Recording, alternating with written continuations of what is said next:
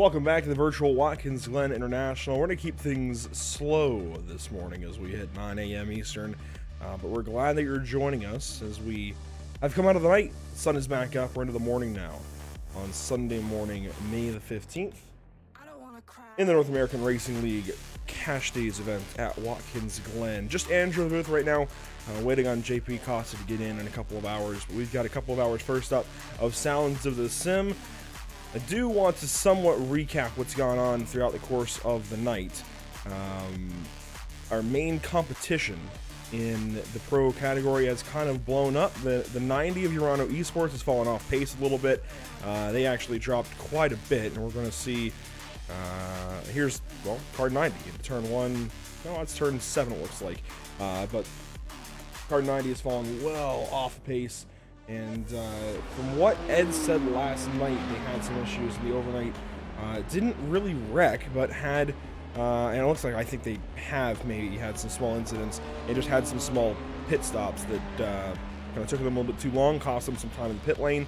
Ed said they lost 3 laps after one stop and have really just kind of removed them from this race. So problems then for Urano Esports. And looks like SimCity Racing made it through the night just fine. They're working up to potentially having a chance to contending for 5th and 6th.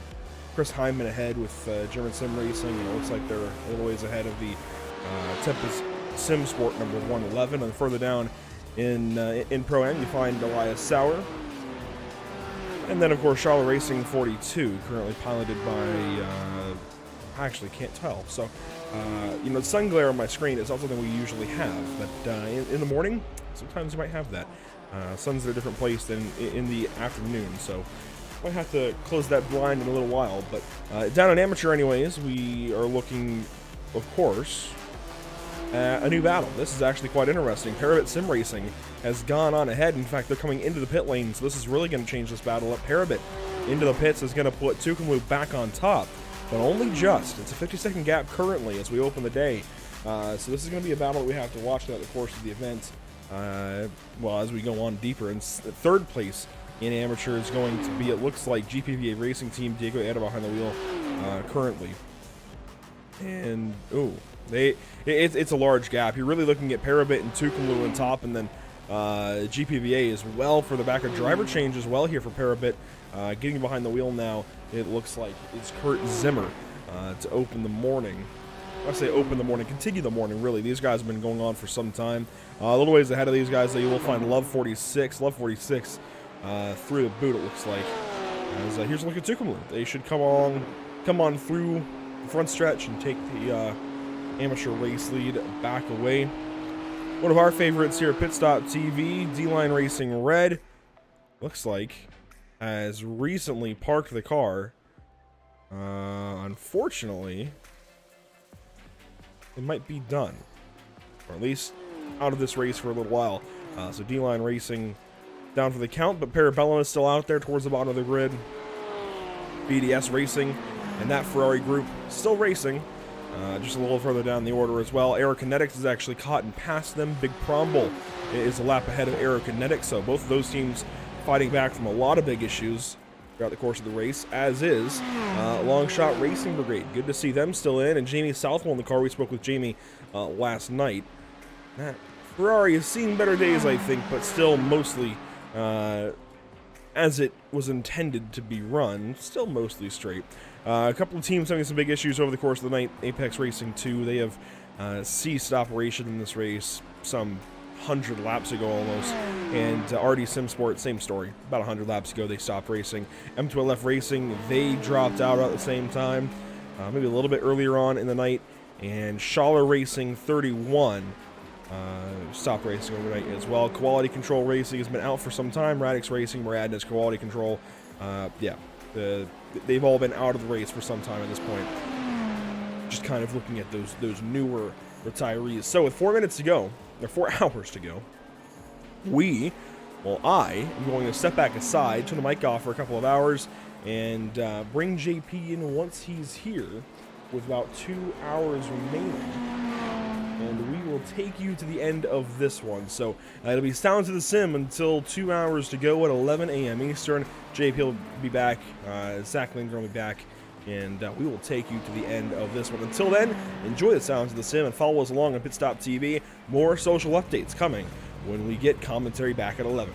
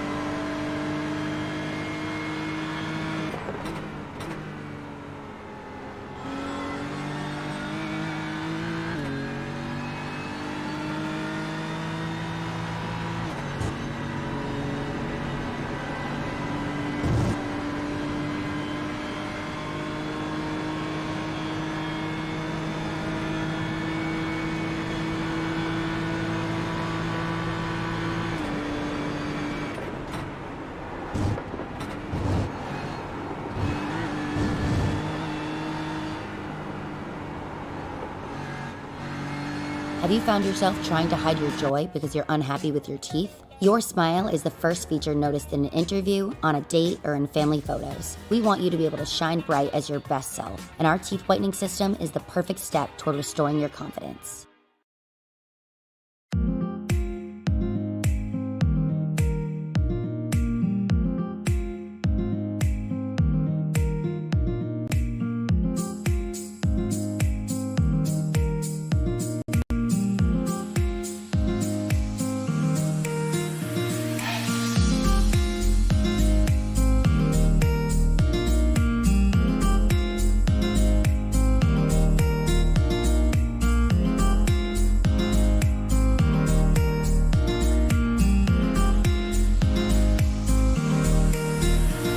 Sound Art introduces an entirely new way to listen to music in your home. By combining the best of two products, a revolutionary high-fidelity, low-profile Bluetooth wireless speaker with beautiful artwork. Select from a library of artwork or upload your own photos to personalize your experience. Sound Art ushers in an era of invisible, beautiful, and amazing sound throughout your home and redefines your entire entertainment system. The need to reclaim your floor space and rid your home of unsightly speaker boxes that need to be bolted to the wall is now a thing of the past. Our canvas is printed on high-quality permalite by Breathing Color. And select from our gallery or upload your own. Standard sizes include 16 by 20 and 18 by 24 canvas wrapped. Custom sizing is available, as well as surround sound options.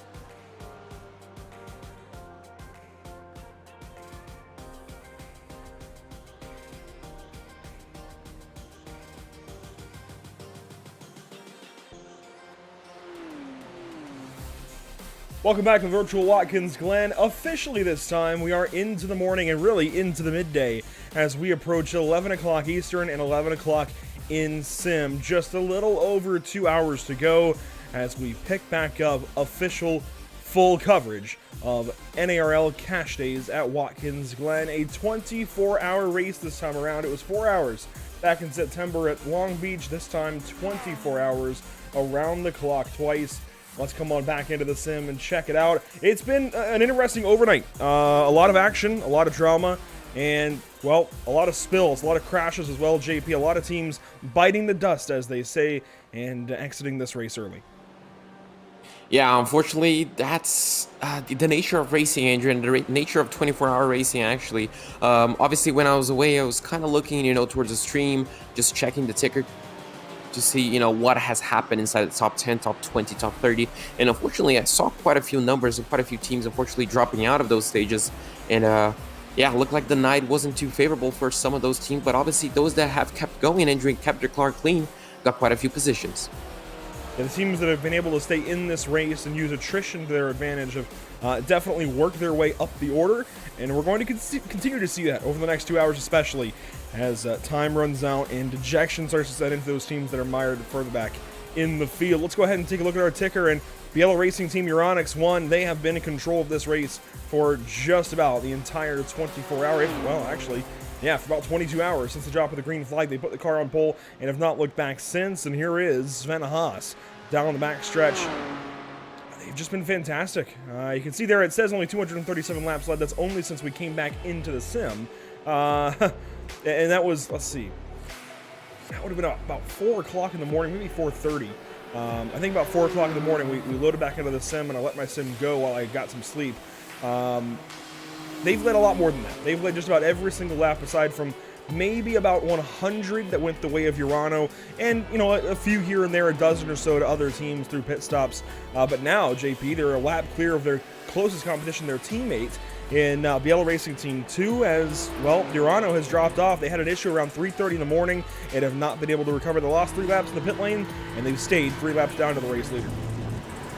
Yeah, really unfortunate for them. They had a good run early on in the race while I was actually still covering. And yeah, unfortunately, they had a few issues, and yeah, it really set them back quite a bit. You can see them making their way through maybe a lap car, I think it was, down into the bus stop. But yeah, Andrew, unfortunately for them, they had a really strong pace, and they were looking really good for a solid P2 finish. Obviously, Biella Racing Team 1 kind of checked out in the early phases of the race in the first 2 hours. And but they had been in control for second place, but unfortunately, yeah, it wasn't the case. Now they kind of have to fight back. You know, they're currently in 5th place, still a good result overall, and who knows, they can still catch up the 255 ahead of them, but I mean, it's just what could have been. They are chasing down Matthew Dench and the rest of the 5-Star Motorsport team in 4th place. If you look down to Pro-Am, though, it's been a very, very quiet story, actually, for the last 6-8 hours. SimCity Racing with a clear advantage in this class, 3 laps back to their nearest competition of German Sim Racing Red and Elias Sauer currently in the car. Schaller Racing then in 3rd place in Pro-Am. And SimCity, there's no looking back for them. As long as they do not get crashed or crash themselves, I see no reason the 71 car doesn't win this race. And it's been this way for most of the event, although I think Pro-Am was the most, maybe the longest contested class, JP, throughout the course of the race, even into the evening. But after about midnight or so overnight, well, after about halfway, it was clear SimCity Racing is going to try and, well, likely win this race. Yeah, absolutely. They had been in control in qualifying. They got the car on pole in their class. They were in the top 10, I guess, for most of the first few hours, Andrew. And obviously, that translated to most of the race. They were in the top 10 and just kept themselves in a solid position. They knew which battles to pick up. They knew which cars to overtake for position and which ones to let go. And yeah, that has just been the case now for the remaining 2 hours. They can just pretty much just control the pace. They have a 3-lap advantage over the number 26, which obviously 2nd place, 10th place overall. So they can just really control the pace, be really safe. You can see there, Elias Sauer driving that BMW. So, I mean, they can just control the pace, just drive their own race at this point. Let's look at Marcus Broik for Schaller Racing. Now, one of the Schaller Racing cars has dropped out of the field, but this car continues on. It's called car 42, but it's scored as car 21. Deeper down in the field, your amateur leader, well, it's changed, and actually, no, it's changed back. It was, for a little while, Parabit Sim Racing, but now you can see Tucumlu is taking the spot back away in 15th overall through pit stops. They are likely to take a top 15 in this race, if not better. But Parabit Sim Racing is getting closer and closer over the course of time. They're about 50 seconds, maybe 53 seconds behind Tucumlu Racing and are now 2nd in class. And when Tucumlu pits, you'll see Parabit go ahead of that car. So technically the lead is switching hands for the first time just about all race. We're seeing maybe an amateur race. We're going to see these guys race. I think this is the closest battle for a class win right now, a class lead, and we're going to have to keep our eyes very closely on cars 41 and 45. Again, Tucumlu Racing Team and Parabit Sim Racing. Deeper in amateur, your 3rd place car currently Sebastian Aris piloting the GPVA Racing Team BMW in 20th position overall. So to answer Emerson's question from the overnight, how many yellow numbers we'd see in the top 20, currently we're at 3. Yeah, not quite a lot, but I mean, it's still quite a few. And it's good to know that we might have a race, you know, an amateur race till the flag, Andrew. Obviously, you know, the gaps are going to fluctuate a little bit on the pit stops. You know, we're going to have to wait and see how the last round of pit stops really affects all of these drivers. But yeah, 3 amateur drivers inside the top 10. You can see the top 20 from 21st to 30. We only have 1 Pro-Am and the rest, well, full-on amateur drivers. But yeah, has been a good race for amateur. And right now it seems to I mean, it's shaping up to be an exciting finish for them. A lot of teams have, of course, dropped out of this race. Most recently was D-Line Racing Red, Trevor Anderson behind the wheel. About, I had to guess, about 80 laps ago, right before, well, actually right after we took coverage back over, well, let's say back over, right after we resumed coverage, there we go, with Sounds of the Sim around 9 a.m. Eastern.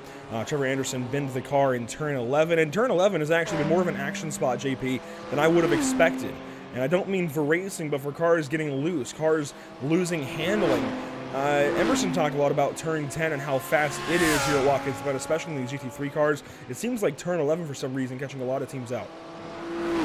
I remember on the early phase of the race, we had an incident down here in turn 11. I'm not quite sure if you recall, Andrew. Yep. Involved a few of the leaders. I'm not quite sure exactly who it was, but it involved, I think, 4 or 5 cars. And yeah, it seemed on the night the trouble spot actually changed from the bus stop to turn 11, which is really interesting. The track really not giving the drivers a lot of time to essentially get comfortable. As you can see now, the number 7 of Crisp just making his way to the pit box. Could we see a driver change injured? Could be the last actually driver change we see. It very well could and likely should be. And yes, Owen Carroll will take over driving duties. And the number 7, they're just inside the top 10 and shouldn't lose the top 10 unless something happens. You can see track temp back into the 100 degrees. So back into the triple digits, back in that range as we work into the day. Now, if you can believe it, JP, that track temp dropped down into the 60s overnight. In fact, as low as 68 before we ended coverage at 3 a.m. Eastern. It might have even gone lower into the morning, but it's since risen back up and right back into the triple digits despite the air temp still being 66 degrees. That's actually crazy to think. Remember, we started the race at 115 to drop, I mean, pretty much everything. I mean, to go to the perfect, I guess, track temperature, you know, just to put fastest laps, to have the car, you know, pretty much sticking on the racetrack. I guess it treated the drivers quite well during the night. Now it's coming back up, and I wonder, Andrew, with 2 hours to go, could we see that track temperature going up and above 110? I would guess so. 2 hours to go. The sun is continuing to rise up in the sky, and as we saw, it was right around noon or 1 Eastern when we started this race that the track was the hottest. It was 115 degrees at the drop of the green flag, and I think definitely as temperatures continue to rise, we're going to see the track temp skyrocket once again. Here's a race leader. The Yellow Racing Team Euronics won. Sven Haas behind the wheel, of course, 10,000 I rating. He's been fast. He's got the fastest lap of the race, I believe, still, a 140.6. Got it even faster overnight, and to the conversation Emerson and I had yesterday evening, I suppose, 140s now for most of the top 10 for their fastest laps, and that includes SimCity Racing. So definitely, if SimCity Racing comes back, I think Scott Reister's got to consider moving these guys up to pro. Yeah, it would definitely be, I think it would be advisable. I think it would be fair to move them up to pro. They have been such a good force on this racetrack, and I mean, just kept a fantastic pace. That 140, Andrew, that's faster than we had in qualifying, wasn't it? I think qualifying was a 141, if I'm not mistaken. We had. But either way, they just been an excellent, everybody on the top 10 has just put an excellent pace. And that just shows, you know, during the night, track temperature dropping, fuel levels, well, extremely low just before the pit stops. It just, I mean, it's going to be the perfect proving grounds for fastest lap, and that's just the nature, even, I guess, on real-life racing. Obviously, in real life, we go for the golden hours when the sun is starting to come back up, but here, during the night, track temperature low is the perfect qualifying ground for them. And I am admittedly very impressed by Chris Beats. We've seen some Chris Beats before through Pacific Challenge, and I think even joining recently the North American Racing League for competition. I'm not entirely sure on that one, but I know we've seen Chris Beats on Pit Stop TV before, but we've never seen him quite like this. He's been fantastic. I know Ootman has been, Ootman Allow has definitely been the top driver here for SimCity Racing, and Jason Allen has done a lot of the heavy lifting as well, but Chris Beats has been fantastic, has really held down much of the anchor, and I think has been a huge part as to why they are where they are currently, 3 laps ahead of their nearest class competition, and even well ahead of Tempest Esport, 27 seconds behind, and likely going to take this position over them and go 7th overall. Maybe if German Sim Racing has an issue, or even Urano Esports has an issue, maybe even get a top 5. Yeah, I mean, still 2 hours to go. It's still a wide open, I guess, field entry for anything to happen, for issues to happen. You can even say, you know, hardware issues, everything can still happen in 2 hours to go. So, you know, it's just a matter of keeping our car clean. And obviously, in the case of an incident, if it does happen, obviously having that second driver possibly ready just to quickly hop in the car to avoid losing actually extra time. It's still a wide open race, I guess. You know, they are still winning. But I mean, in 2 hours, Andrew, that could all change. The last car on track currently is James Davidson behind the wheel of the Parabellum Racing number 27. We saw some incidents overnight with them. Most notably right here with Zach Rosar having a bit of a spin and unfortunately being broadside to the racetrack and collecting a couple of cars with him. I believe that might have even been one of the Apex Tech cars, but don't quote me on that one. As yeah, Parabellum Racing, there we go. Still in the race at the very least, but 14 seconds behind the closest car ahead. That's Aerokinetics with Scott Hara behind the wheel. Aerokinetics has impressed me as well, keeping in this race. And we recall the issues early for them, JP. They have just stuck with it and have not looked back. They haven't dwelled on what's happened, the negative things, and they've just tried to stay in this race and keep going. And that's a really good thing to, I guess, to just watch, just keeping your car, just keep racing, just enjoy the race as it comes to you. And who knows, they may even finish overall up above Andrew. So it could really be interesting to see where they finish at the end of the 24 hours. But yeah, I'm happy to see the teams, even though they faced issues, they have kept going, kept persevering through the race. And yeah, it's just nice to see. And we expect Thomas Cope back in the booth sometime soon from Love 46, but we'll at least get through some of our coverage here first and kind of reestablish where we are. Again, drivers, teams, if you're out there wanting an interview, you can go ahead and find some information in the North American Racing League Discord as to how to join our Discord server and come on in and talk to us. And for those of you that are looking at a top 2 scenario, even a top 3 potentially, we will absolutely take interviews for the top 2 teams. Just send 1 or 2 of your drivers up to us, and that goes for each and every class. And for third place teams in each class, join our server still and send Emerson Arden, that is Emerson A, in our server, a message with your statement as far as, or me, Andrew C, either one. Kind of your synopsis of your race, and we'll get that on social media at a later point in time. Really, there's not a whole lot going on, JP. The closest battle right now is actually Big Problem Motorsports in this dented up Porsche, but you know what? I'll be honest. They have kept this car rather clean given the circumstances. I know they've been through the ringer in this 44 car. Love the look of it. And they're currently trying to chase down the Longshot Racing Brigade Ferrari. So a Porsche on Ferrari here. This would be for 22nd if Cromwell can get there. Yeah, this will be interesting to see if the Porsche can catch up. Once again, it looks like we're going to have another car diving into the pit lanes. And actually, they are diving as well. So, yeah, there we go. The number 44, Austin Powell. We might just say goodbye to Austin, actually, Andrew, if he does elect to, well, essentially, switch cars, switch drivers. We're going to have to wait and see what the number 44 team decides. And there we go. Yeah, final driver change for them as well. Yeah, final driver changes across the board. Yeah, I mean, it's just going to be 2 hours is normally, the perfect time to switch. Obviously, we're going to have a few drivers that may elect actually to stay for the last 2 hours, or maybe even some drivers that just come into the last final hour, just a quick shootout to maybe catch up the driver ahead. But yeah, interesting names, Andrew. I don't think I've covered quite a few of these guys. So yeah, are you ready for another 2 hours of butchering a few extra names? Hopefully Tom L comes back for it, but Big Problem Motorsports rather, putting Dave Berry behind the wheel and Parabellum Racing Team with their final driver change as well. Next up on the close battle list then has to be Michael Chow chasing down Jonas Wide in Parabit Sim Racing. Now, is this going to be battle? I'm not entirely certain. Scuderia Chicken House just pitted, likely for their final change as well. I think Chow is potentially new to getting back in the car. I know Sedlak was in earlier. Chow might have been in for the last little while. I'm not entirely certain on that, but I love the Bender helmet, by the way. Always got to shout that one out, as Chow is going to have, 22 seconds up to Parabit, who was able to keep tabs. And perfect timing, John Sedlak is actually in the interview waiting with. Let's go ahead and grab him. We'll grab John and then Thomas Cope a little while later. And JP, here is John Sedlak, one of the drivers here for the 33 car. So John, I mean, 22 hours actually have already elapsed, only 2 hours to go. I mean, how has the race been gone so far? How much fun has it been? Tell us about it. It's been a lot of fun, for sure. It's had its ups and it's definitely had a lot of downs. But I'd like to think that we're happily flying the flag for, I think, we aim to be the first non-BMW in the standings for sure. And currently, actually, I don't think it was, but he might be the first Italian manufacturer on the race, so that's something to look up to. But yeah, tell us about the ups and tell us about the downs that you guys have faced, and how have you coped it on the past 22 hours?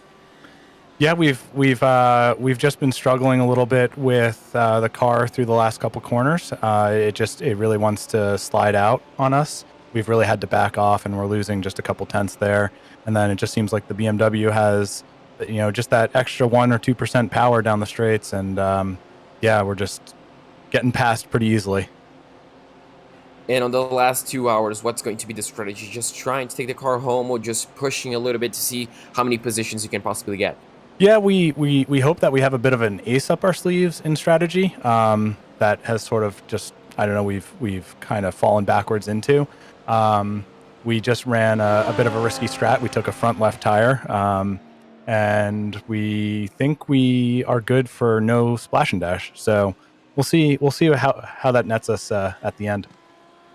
And do we expect to see another driver change, or is Michael going to stay in the car for the remaining 2 hours? I'm trying to convince Mike to stay in the car for the rest because I'm not so great on a fast track, but I am on the schedule for the last hour. All right, perfect. With that being said, John, I'm going to let you get back to your team, and wish you the best of luck for the remaining 2 hours. Thank you. Great job, guys. Thank you. Andrew, well, that's John. A bit of an insight on their strategy. We're going to have to wait and see if John can actually convince Michael to stay in the car for the last 2 hours. I mean, sometimes, I'm going to be honest, if you're a driver, sometimes you kind of just want to stay in the car. You just want to take the car to the finish. Having that, opportunity to finish the race while driving, it's always something very special. After a bit of insight there from Scuderia Chicken House, let's go up the order 4 positions, or I guess 3 positions rather, up to Love 46, powered by Olympus Esports. Love 46 back in the car, likely to the end of the race, but you know who can tell us more about that? That would be Thomas Cope, who we spoke with much earlier in the day. And Thomas, at least you made it through the night. I know a lot of teams did not, and you guys are actually better for it in the top 15 and chasing down potentially, if there's some issues, maybe a top 10. Yeah, obviously the nice thing was quite eventful. A lot of cars lost their will to go on. It wasn't easy. I mean, there's no track lights here, so if you've not got a driving partner and no cars around you, it's virtually pitch black. But yeah, we've got lucky with it. We've avoided all them incidents. Currently running P14. We're on the verge of getting onto P13, but maybe a bit of luck can help us get there at this rate. We just heard from John Sedlak about strategy differences as they get down to the end of this race with Scuderia Chicken House and doing some stuff. Is there anything you're willing to share about what you guys maybe are trying to do differently to try and overtake Lunatic Racing or even race anywhere sim sport? At this point, we're just trying to lap consistently as good as them. When I was in the car, we were lapping faster. They put a new driver in. I'm guessing he's going to finish the race, and he's right at our pace, so we're struggling to catch up. There's no strategy really. I mean, Lou's going to finish the race from here. We're probably going to have to take a little splash. We've got comfort range behind. I mean, it's M1LF are a full lap and a bit behind us, so we've got a bit of a comfort zone behind to take that splash and dash and just run our own pace till the end of the race here. Now, we've talked in the booth about how much we've enjoyed this event, how much, especially at Watkins Glen, we've enjoyed a 24-hour race, something you never, ever see. Is this something you'd like to see in maybe an annual calendar, come back every year and do this race? I would love this track to be back on a regular basis, especially in endurance. The only thing I would request is some sort of track lights. Yeah. during the night stint, it's no easy feat to run those nights when there's only the lights from the cars around you.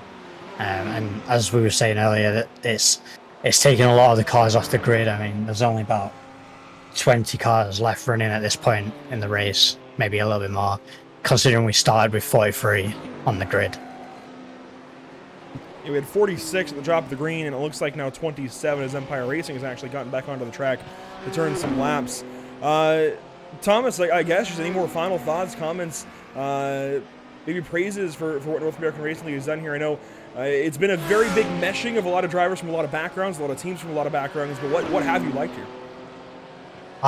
Just a bit of everything. I mean, you've got basically pro teams like Beeler and Urano. I mean, they're top tier teams, and being able to mix it up on the same track and you sharing your pace, you can really. I mean, I was running similar pace to Beeler at one point when I was on track, so it's a good heads up for the future of my own sim racing career. If I can run their pace now at this sort of stage, I might be able to get somewhere later in my life with if I keep at it. But yeah, big congrats to everyone in the league. I mean, no easy feat is this race with the troubles that everyone will have had. Big respect to everyone on the grid. We've all been showing respect on track, and everyone's been really nice around. We're overtaking and letting cars go. You guys for the amazing broadcast. I've been watching the race all night long. The league for everything they do. If it weren't a North American league, being a UK guy, I would probably get in more of the league stuff they do, but unfortunately it's 3-4 o'clock in the morning for me, or else I would definitely look at some of the other leagues that they do. They are really fun to be a part of. And then final one is just Lou for putting the team together. She really rounded us up and said, would you like to run a part of the team? And I've really enjoyed it. The whole Olympus Esports team taking part here today has enjoyed it, and the background staff helping managing the team and the behinds as well.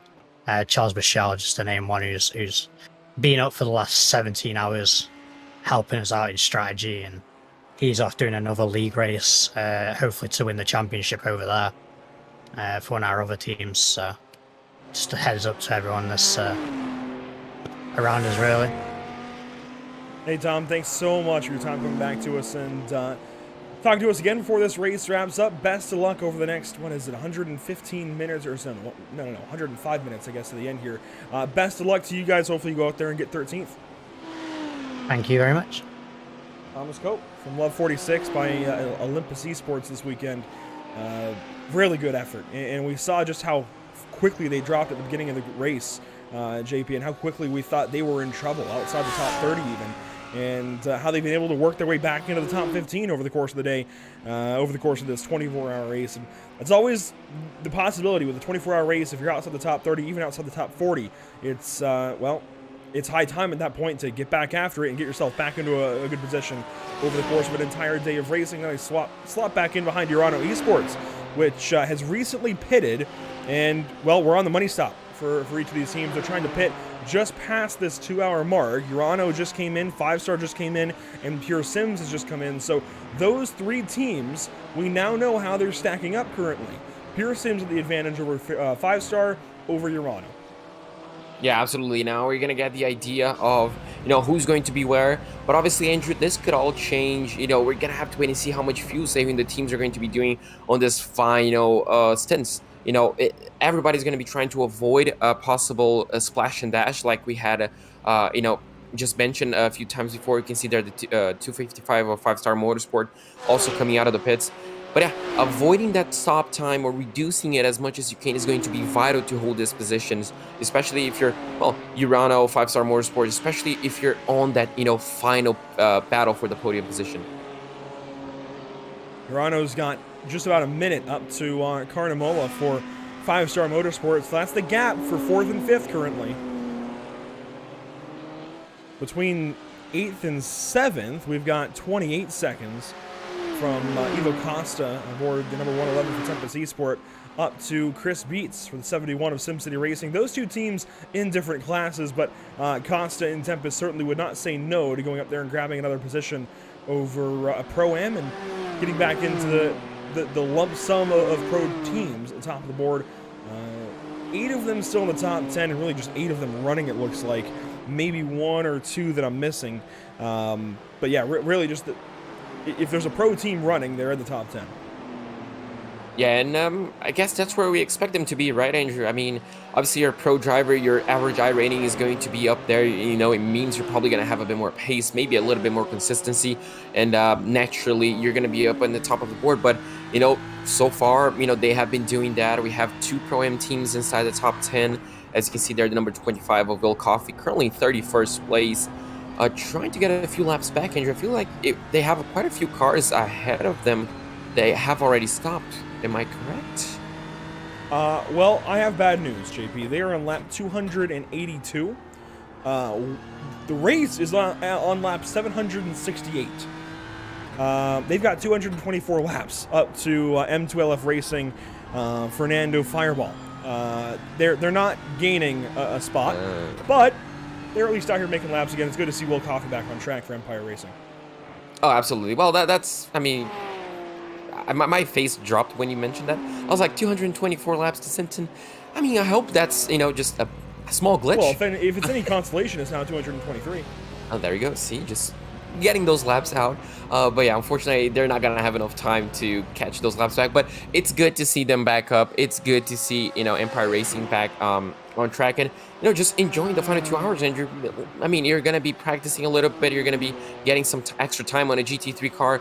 And who knows, this can overall just help them a bit more later on. And, yeah, hopefully it's a final clean 1 hour, 40 minutes for them. Fabio Zamperlini in the pit lane, and that car is dinged up. That is actually the back end of an 11-minute tow. They're dropping well out of the order here, JP. We can try and go back and find the issue for them and see what happened to Fabio some time ago, around when we picked coverage back up. And oh boy, this is actually kind of a compound issue. So here's a look at, I believe this was Fabio at the time. Might not have been. This actually might have been Lowy Santi behind the wheel. Regardless, we'll see what happens. So I wonder, if you're looking at where he is on the racetrack, could it be the unfortunate bus stop that we have seen on the first few hours of the race, tackling and, well, catching up quite a few drivers? He's coming up to the back straightaway right here, coming up to the bus stop. What exactly happens to them? Through the bus stop, the car is, well, completely clean, so it's not going to be over there.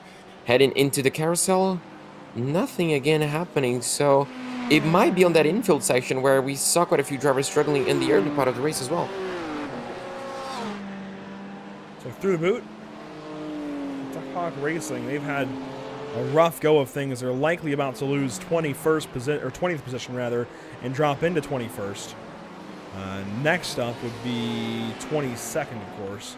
So Yellow Stripe Motorsport and Long Shot Racing Brigade trying to pass up this 32 car with their damage, and it's going to happen somewhere on the back end of the circuit, it looks like.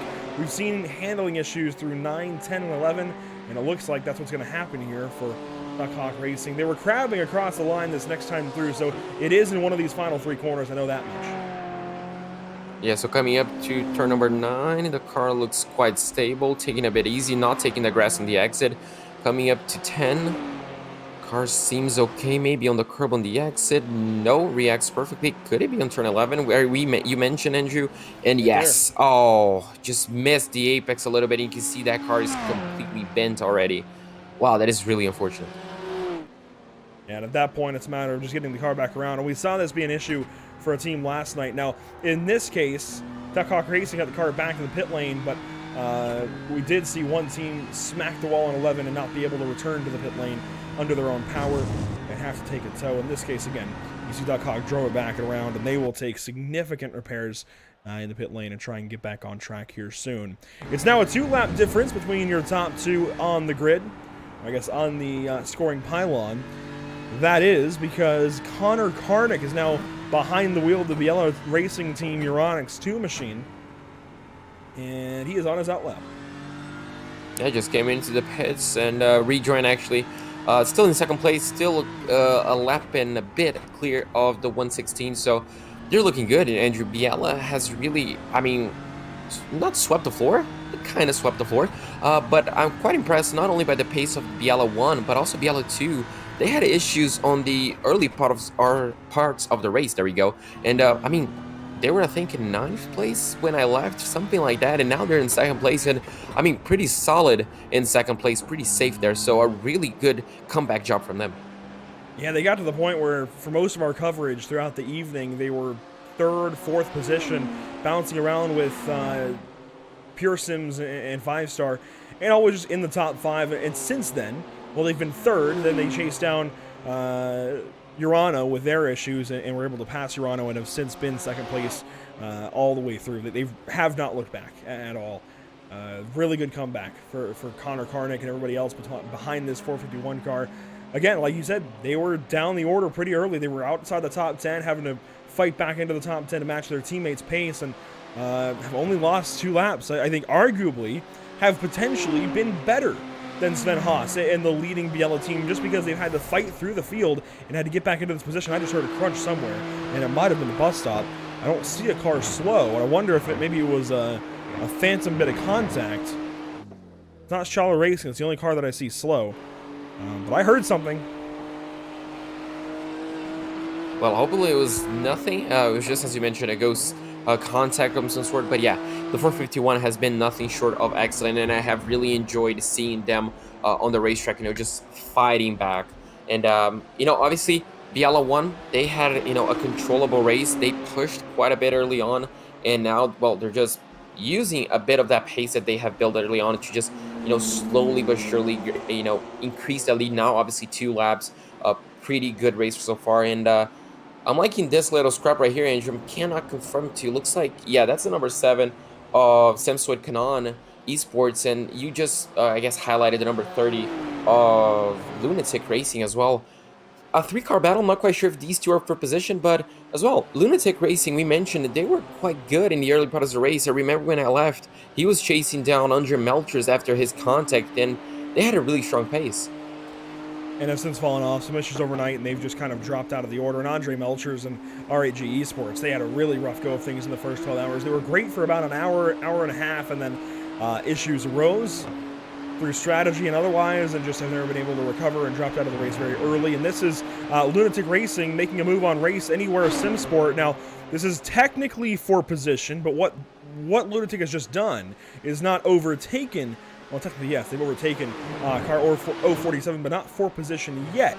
What they've now done is unlapped themselves to that car and Race Anywhere Sim Sport. So they're now within a lap of Paxton Chan and are able to try and keep running that car down for position that would be for 12th on the racetrack, as Love 46 actually continues to try and run down Lunatic Racing. And the laps between these two are very similar. Last lap for Lunatic, a 143.680. Last lap for Love 46, a 143.640. So a difference of 0.04 of a second between those two teams. Yeah, that's sometimes what is difficult. If you're a driver for the number 46 right now, trying to chase down, and you put your fast lap, one of your fast lap, just keeping consistent, and you see that it's matching up the pace, and you're not catching up, it's quite frustrating. As you can see there, Carlos Paixão Barbosa, that is a Portuguese name, Andrew, if I've ever seen one. He's a driver, the number 24. Looks like he's on the pit lane, and that is Tempest Sim Sport. I cannot confirm to you if I saw the driver change, but looks like it might just be a fuel stop for the moment. This is a fuel stop. They have not changed drivers yet. I'm glad you tackled that name, because there was no way I was going to. I was just going to say Carlos Barbosa here. Up onto the jacks. He's taking tires. It looks like not even a full tank of fuel. Not even 40 seconds before it goes up on the jacks, taking at least 2 tires, I'd imagine. This might not even... Honestly, if you're able to take less than a full tank at some point here towards the end, if you can take tires to go up to only 40, 45 seconds, that might be the winning strategy in some of these battles. Maybe not for the race. It's going to take a lot to beat Sven Haas, but it could be a position-gaining strategy anyways, as Carlos Barbosa going for a 4-tire change. Despite staying in the car, it looks like he'll be taking some repairs as well as they work up to a full stop length. They're actually going past that. Definitely taking repairs. Yeah, definitely. And I was going to mention, if they were taking a bit of less fuel, they might just be splitting the stop engine, trying to make the car run on the same weight, I guess. Exiting pits, not filling up the tank, and then just coming up for a splash and dash, just getting 2, similar fuel stops. And I don't think that's going to be the norm. I think we're going to see drivers, just filling up on this last few stops, and then obviously just a splash and dash to the end. That's just going to be the norm. And I guess, Andrew, we're only going to see, obviously on those battles for position where we see drivers 20, 30 seconds apart, we're only going to see where they are really in relation, probably at the final few minutes of the race, when everybody stopped, the fuels are low, everybody, can go to the end. And then we might see a few battles here and there, but we might also see a bit of distance between them. Back on board with our race leaders, Biella Racing Team Euronics 1. We're on lap 774 of an expected 831. That number has dropped down rather drastically recently. I know Emerson and I were talking about an expected 845, 850 laps overnight, and the pace has really dropped off as the times, as the temperatures have gone back up. We're back to up to 104 degrees on the track, and JP, what that's done, the times has actually dropped them into the 143s, 144s even for Sven Haas. He's lapping at a 144.4, and I'm sure at this point doing a lot of just saving, getting the car to the end, no real reason to push, but even so, these times have dropped off. And for teams that have to push right now, they're still in the 144s and maybe mid to low 143s. Urano Esports, for example, last lap with Yope behind the wheel was a 143.411, chasing 5-Star Motorsport by 54 seconds, who just ran a 144.152 with Nico Carmanola behind the wheel, and Daniel Ferguson even for Pure Sims Esports, a mid 143.4 rather. So lap times have drastically dropped. Yeah, they have increased quite a bit. Obviously, track temperature at this last phase of the race. Yeah. You get my point. Yep. Yeah, absolutely. But yeah, at this point, obviously for Sven Haas, there's no real point in just pushing for the fast lap of the race. You're not going to beat, the times you did during the night.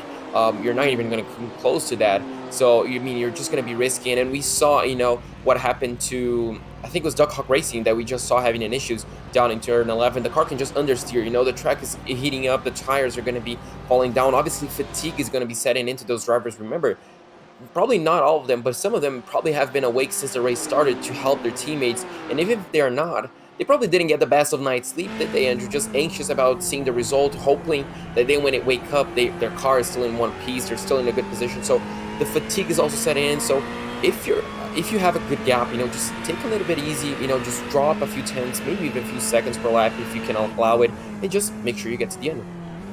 So Emerson Arden, our current social media op, and I think have very similar stories of the evening. We both signed off, in the morning hours. Of course, I stayed with the broadcast till about 3 in the morning and then shut it off. And, I had a chance to get some sleep, sure. But it was just like if I was racing one of these races, I had to set a few extra alarms and make sure I didn't get into too deep sleep. And I didn't, thankfully. And, didn't sleep very long. I think Everson's right in that same boat with me.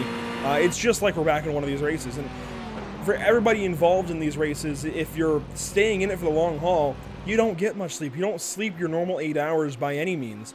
You're lucky to get 4, to be honest. You're lucky to get 3 to 4 hours of sleep at a time. And usually, if you're in one of these driver rotations, you only have about 4 hours, maybe 6 between your stints, if you're lucky. So you don't have a chance to sleep. And even when you're out of the car, you're often used as a spotter. Unless a team has a dedicated set of spotters and crew chiefs, you're often used as a spotter or crew chief.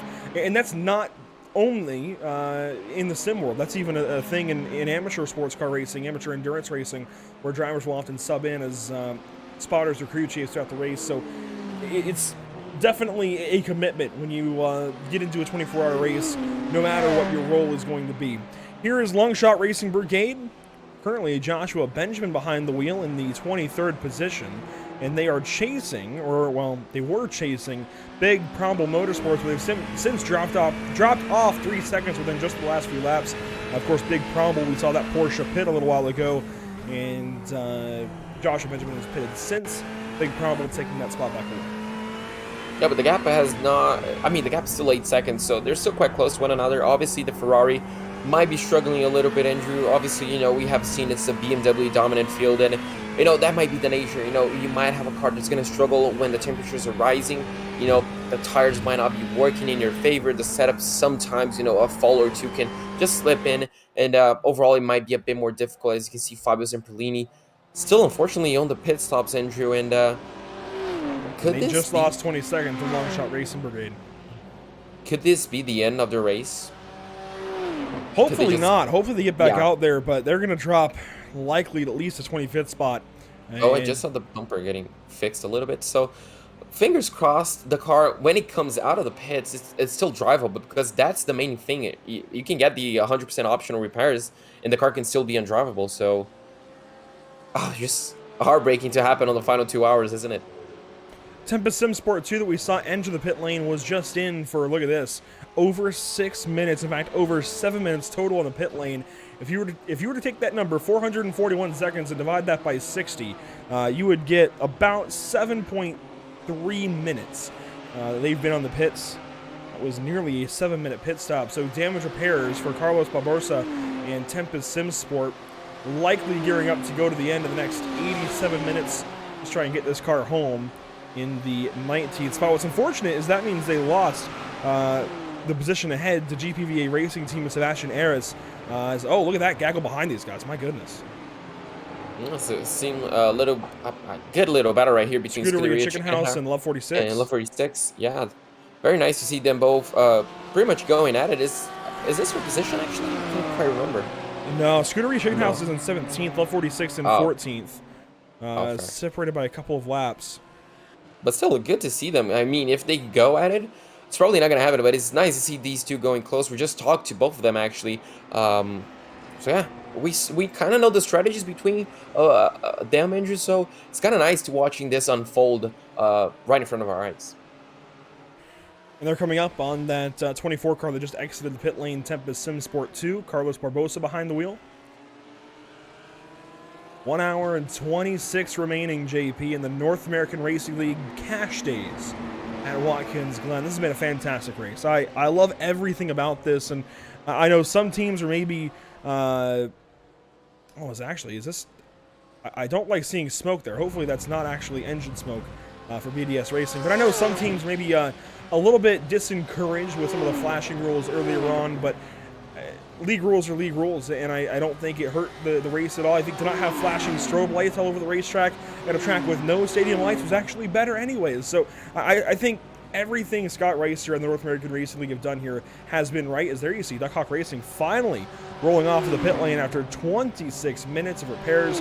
They'll follow BDS onto the racetrack, and what's interesting about that, JP, is they jump in just behind BDS on track. BDS is now exactly 1 lap behind them on scoring. So BDS 1 minute 42 seconds back of Duck Hawk Racing. But anyways, back to what I was saying. I think everything that Scott Reister in the North American Racing League has done has been fantastic.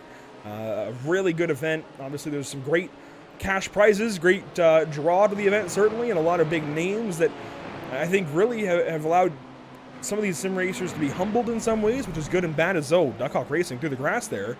Fabio taking a bit of an excursion. But hey, I talked about this with David Levine overnight, JP. This is a good chance for teams that are not towards the top of sim racing, towards the top of iRacing, to actually kind of check themselves versus the top of iRacing and see where they're at, get a benchmark. Yeah, absolutely, because it's really difficult to do that in official racing. You know, obviously, you can recall, let's say, the 24-hour Le Mans, one of the biggest, if not the biggest event I think we have in iRacing. You know, you're going to have these teams that, obviously, they do want to compare to Biella, they do want to compare to RAG, you know, they do want to compare to those big guys, and they really want to test their pace, but due to the splits, you're going to have completely different racing. You're going to have so many the different track temperatures. You're going to have a different, you know, overall racing experience. And when you have an event like this, where you have the amateurs, the pro-ams, and obviously the big pro teams as well, comparing to one another on the same track, on the same, you know, dividing the same space, it's really nice to test. And actually, we talked about between Love 46, you know, they mentioned they were running quite good. They're quite similar pace to Biella, and that really, you know, cheer them up. You know, it's really nice to see, you know, let's say looking up to your heroes, looking up to those drivers that, you know, are leading those official races. They have the pace, and you're running similar pace amongst them. That's really gonna bring your, I guess, your confidence way up to see, you know, what could possibly be in the future for me.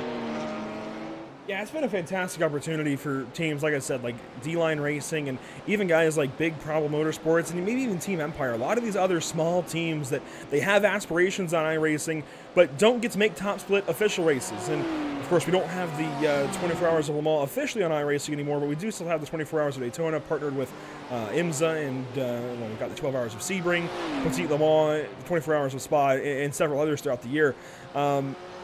You don't get to get in with the big teams if you are one of the small teams. Those splits are done sequentially by iRating. They're not snake splits anymore where you get a mix. So you really don't get this kind of chance very often. And I think this is something that the North American Racing League, in my opinion, should really hang on to.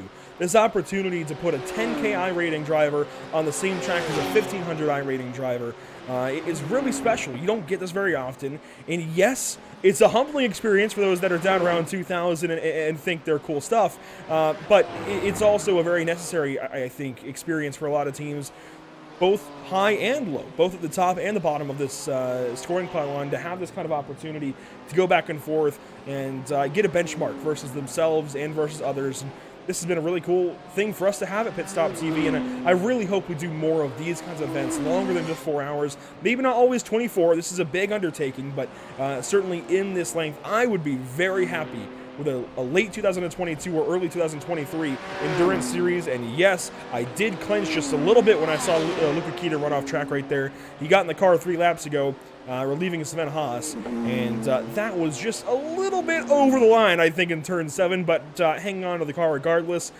While we talk about this, or while we have talked about this, Christopher Beets from SimCity Racing has joined our broadcast booth, and JP, Lauren Stade has relieved him from the car, but Chris Beets has been a huge part of this organization, this operation, in this race, and they are just an hour and 20 minutes away from collecting a win. Chris Beets is here to talk to you.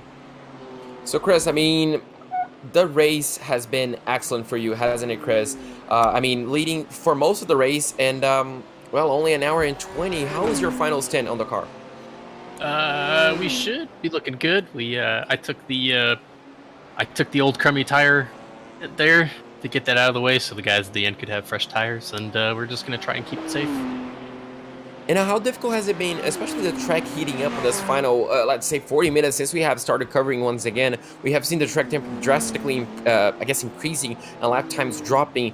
Has it been the strategy just to slow down and get used to the different track temperatures? It's been gradual enough that you don't have to change it up too much. You definitely have the feeling of less grip than last night, but it's definitely slowly going away as the stint wears on, so you can adjust to it as you go. And we just talked on the broadcast about having the experience to run against some of the biggest teams we have on iRacing. How has this experience been to you guys? You know, how fun has it been not only to lead a Pro-Am class, but also, you know, compare yourselves to some of those pro teams that we have up in the board? It's been great. So, like last night, we were able to pass a couple of the pro cars through pit stops, and I think even Jason watched, I think it was Sven Haas go through the bus stop, and we realized that we were, you know, lifting and coasting through there, whereas they're going flat, and I think he set like the 2nd or 3rd fastest lap of the race. So he tried it once just to see if we could do it, and we know the time's there, but it's something we didn't practice, so we're just going to stick with what we know. We're leading the class. We don't want to take chances. Yeah, absolutely. And it was just 1 hour and 20 minutes to go. This has been the last driver change. I mean, what has been the pep talk right now to stay just joining in the car? Just take it easy, take us to the end, or just push a little bit to see what we can possibly do? Right now, it's just to take it easy, drive within your limit, and I think Uthman's going to get in the car at the end since he started, and let him finish what he started since he put it on pole. And hopefully it's all, fingers crossed, everything goes well to the end here.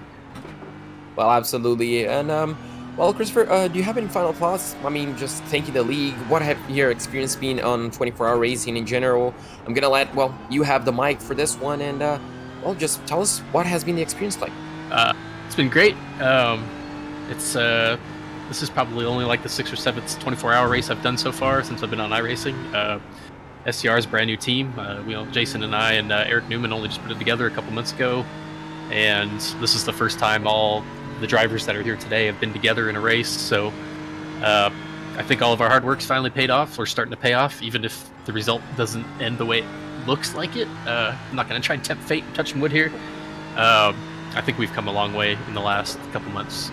So big shout out to the sponsors that helped us get together: Monster Energy, Jordan, Jason Ashton for putting the paints together, and Oakley and McConey setup shop that helped us a little bit with the setup here too.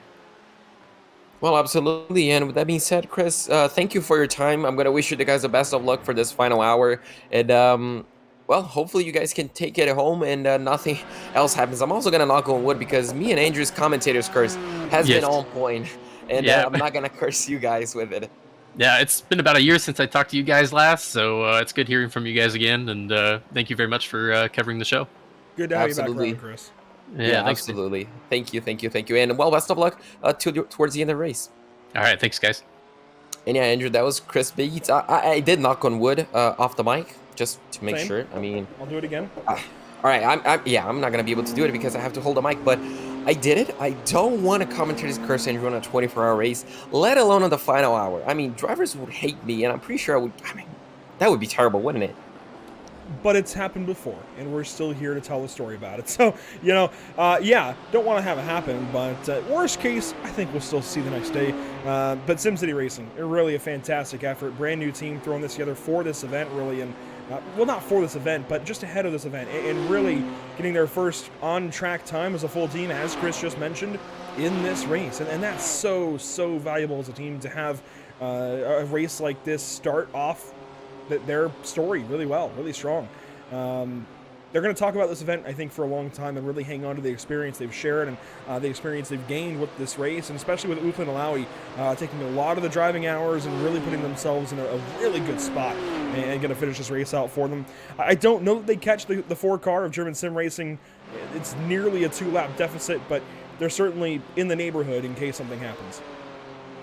Yeah, absolutely. I mean, it still could change.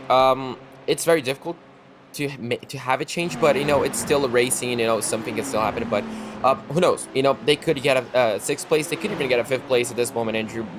Everything is still possible. There's still 1 hour. Yeah, I mean, we're just gonna have to wait and see what the pace looks like for all of them. They just mentioned that Alawi might come back into the car. I don't think, it might be for the final stint, so it might be for the final 50 minutes. Could change a little bit. Could see a bit more pace, but still, at this point in time, do you risk everything for just 1 extra position, not even in your class? No, and I don't think there's much of a risk of putting Uthman in. It's just a matter of positioning yourselves, and especially with Tempest Esports starting to breathe down their neck. Both of these teams have pitted within the last 4 laps.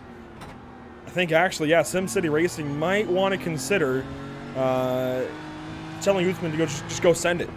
Go get everything he can, because this is a position coming up. Maybe not everything he can, but definitely try and put some pace down and at least hold the gap to Tempest, because if we pull this graphic up, you can see this, yeah, this is actually tracking 2 Laurens that's in the car for SimCity Racing. It's not a terribly big situation for them. They're not within risk just yet of losing the spot. They've still got 6 seconds to Diego Sousa, but Diogo rather, is making up some time, even at just a few tenths on some of these straightaways and corners, and you just don't want to be in this position to risk the spot.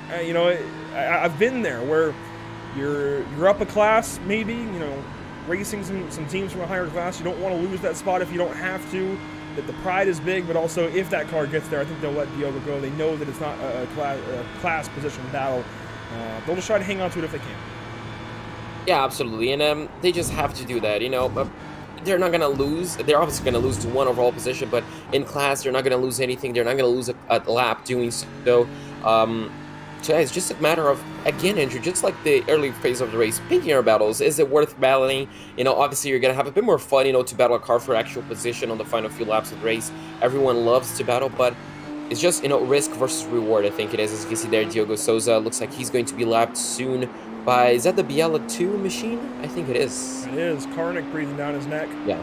So, yeah, just going to be lapped. And, if Diogo lets the Biela 2 machine lap him, he can also learn a thing or two. We just talked to Christopher Beats saying that, well, they have learned that the Biela was taking the bus stop flat out for one moment, and they wouldn't. So, they could still learn a thing or two on this final stage of the race. And that would also explain some of the issues we saw overnight with the bus stop, and especially into the evening. If maybe teams were picking up on that from Sven Haas and Luca Kita aboard the 450, trying to match what they were doing on the bus stop, trying to go flat out, that might explain some of the issues we saw, especially with a lot of these BMWs just trying to match that pace with the bus stop. But you've got to have the setup to do it, and definitely the driving fortitude, we'll say, to do it. I think different words can be used there, and hopefully the point still gets across. Deeper in the field, Scuderia Chicken House is chasing Tucson Blue Racing. This is a gap of about 30 seconds. There aren't many positions that are really up for grabs at this point in the race. There's a few here and there. And we're really just waiting on this race to come full circle. Pyramid Sim Racing is going to have a chance soon at Tucson after their pit stop, but it's still a large gap there as well, over a minute and a half, as these two are very close. This is Lunatic Racing putting some pressure on Scuderia Chicken House and Michael Chow to get out of the way. Yeah, this is a nice little battle. Obviously, he's not for position in. Did 46 pit, or did they just get ahead of Chicken House and open a bit of a gap? They were battling a few laps ago, weren't they? We were actually currently, I think it was. Actually, Lunatic was just behind him, so Lunatic, I mean, has just been a car that it's been comfortable sitting just at this position, engine from other drivers, haven't they? Throughout the field, we saw them in the early phase of the race just, well, close behind Andre Melchers, and now obviously they're very close to Michael Cow. So, I mean, they're close running at this position. They obviously might be fuel saving a little bit. So, yeah, just gonna wait and see how this all evolves. If it's just strategy, if they're just having a bit of fun, it could be, well, actually both of them. Well, as we enter, well, we're 12 minutes shy of the final hour of racing here at Watkins Glen. I do want to welcome somebody back into the broadcast booth, Zach Lindgren. Waking him bright and early is always difficult, and for him, bright and early is any time before 2 in the afternoon. And yes, I will take that shot where I can. But Zach, it's good to have you back. It's good to be here. I appreciate you all having me. So the overnight definitely removed you from the situation a little bit, kind of maybe surprising you with the running order at this stage in the ranks as we get closer to an hour to go. Luca Kita still leading for Biela Racing Team Euronics 1. Christopher Karnick now second for Biela 2. And Urano, nowhere to be found in the top 3. They're down in 5th spot. Yeah, I was looking at that through, as you guys were kind of talking about some of the battles out on the track, and I was kind of curious as to see what had happened. They were about 30 to 40 seconds behind Luca Kita and the 450 machine. Coming back now, they're 3 laps plus down, so not sure exactly what happened. Obviously, the night stint probably gave them a little bit of chaos, something to overcome. They're still inside the top 5, which is still not a bad finish, but for what they had through the night, top 5 might sting a little bit compared to a second place finish. Just shed a little more light on that situation for Urano Esports as they look down to the inside of Parabit here. Ed Schurer, our social media manager over the evening, had mentioned an issue of sorts. It wasn't full specifics. It was difficult to get a feel exactly what had happened, but I think there was an incident that led to them having to serve some repairs and basically lost them 3 laps in the pit lane, and they just have not been able to recover. And that's really difficult to swallow as a team that's battling within the top 3 and really going head-to-head for the win. For a long time, we actually thought Urano might have the winning strategy because they were pitting in the middle of the hour where Biela Racing Team 1 was actually backing their pit stops more and more to where they were going to have to add a pit stop to their race. Well, then we saw a pit stop that I think really put the nail in the coffin. Sven Haas was just lapping like a madman and was able to put enough time on this 90 car before their issue to actually keep themselves ahead of Urano, even with those pit stops when Urano later had that issue. And I think at that point they knew they weren't going to win. Go ahead and get the repairs, keep the car in one piece, and get back after it. And they've done a fantastic job of maintaining since then. They've been 4th, 5th or so, but really down the order from where they should have been, I think. They should be racing for a win with Luca Kita and Biela Racing Team Euronics 1. Further down, we talked a lot about SimCity Racing. They're still leading in Pro-Am. Second place in Pro-Am, though, JP. German Sim Racing Red, they've got a lap behind them, a lap ahead. They're just trying to maintain. Yeah, they're just trying to keep this position. They're in a solid they're in a solid 10th place finish. And I just need to mention, Andrew, I love that SpongeBob helmet. All right, coming back to it, yeah, they're in a good, solid position right here. They're the only team other than the number 71 to be in the overall top 10, which is really good. And as you mentioned, they have a 1-lap gap to 3rd place in their class, and they're obviously a few laps down on Stadia right now. So it's just a matter of keeping your nose clean till the end of the race, just saving a bit of fuel, having fun, at this stage, and obviously keep yourself awake. The last hour of the race sometimes can get quite, not boring, but you can also obviously fall a little asleep. Obviously, as you mentioned before, you don't get a good night's sleep, even if you're not driving, if you're the team manager. So you just keep yourself awake, have a bit of fun, and we now are about to enter the final hour of the race, it's pretty much just going to be a sprint finish, a normal league race, as we kind of alluded, I guess, pre-broadcast. Talking about the German Sim Racing Red, we kind of talked about them overnight being one of the teams that was kind of on the outside of the podium for the Pro-Am class. They were battling themselves back in after some earlier troubles and earlier damages, and they've obviously done that over the night stint. They've obviously put themselves in a fantastic position. Maybe not the winning position for class, but they've obviously put themselves in the silver slot for the podium, and to get through the crazy night stint, as you kind of mentioned too, there's João Paulo. It's a difficult stint to get through. Everyone's feeling tired. Everyone's trying to break through that bit of a mental haze. So right now it's just a matter of sprinting, trying to get to the end, and these guys are doing just that. German Sim Racing Red rising to the occasion with other teams dropping down the order. And looking through Pro-Am, Schaller Racing, I think they've faltered. They were for a long time, as I slapped my mic there accidentally, they were for a long time in that second spot. I think Race Anywhere was in that category as well. I think the conversation at least, really it was Apex Tech though that dropped way out of this order. Again, Turnjack rather, behind the wheel most recently for Apex Tech Racing, but they had issues before we even came back in from our break a little while ago. So they had issues overnight and have been out of the race for some time, unfortunately for Yan and the rest of the Apex Tech 113 team. But German Sim Racing Red, again, rising to the occasion. And back to a conversation I had with Emerson Arden, brought back up a little while ago, as far as how many Pro-Am numbers and teams we'd see in the top 20. Well, Emerson, we're up to 4, as I predicted earlier on. So if we get a 5th, we're going more the way of what Emerson had said, maybe a few extra amateur teams getting into this 11th through 20th zone. But we're up to 4, and that's a lot. And leading the way currently, you've got to look to Tucson Racing Team. Once again, they're going to pit in likely about 5-6 laps. I think once they get clear of the hour, they're free. Yeah, I think, Andrew, once you get clear of the hour, you should be, I want to say, good to the end of the race. But it's difficult. The first 10 we saw was around, 54 minutes, 55? So it was not close to an hour. It's going to be difficult to save that extra 5 minutes of fuel to avoid a splash and dash. But, yeah, it's now gets to that point, just, okay, who can just do one more stop from now and just, pretty much fill their tank and go to the end, and who needs to do one stop and a half, one stop and a splash and dash, and that could change up a few extra positions on the top 20 spots right there for the amateur class. Like you guys said, it could really shuffle them up right here towards the end. And I mean, this is some of the strategy that might have been put in as we're riding on board with M1LF7 Tucumlu Racing Team. We've been talking about them all night long. They've been arguably one of the best amateur classes or amateur racers out there, and they've obviously holding on to a top 15, so they must be doing something right. But as far as the pit stops go, it could shake up a little bit of things, especially right here in the last hour. This is arguably the last stop, so a lot of people are going to try to get everything that they can out of it. So it's this is where your strategy comes to fruition. Obviously, we're getting down to it. We're almost inside the last hour of a 24-hour race, but this is where your strategy can either make or break you. This is what you've been trying to set up for all night long. A rather large issue as we start to talk about the money stop, the final stop of the race. Sam Swedcon Esports on the pit lane now. JP, this is well short of where they should be pitting. You should not be pitting for another 5 minutes at the very least.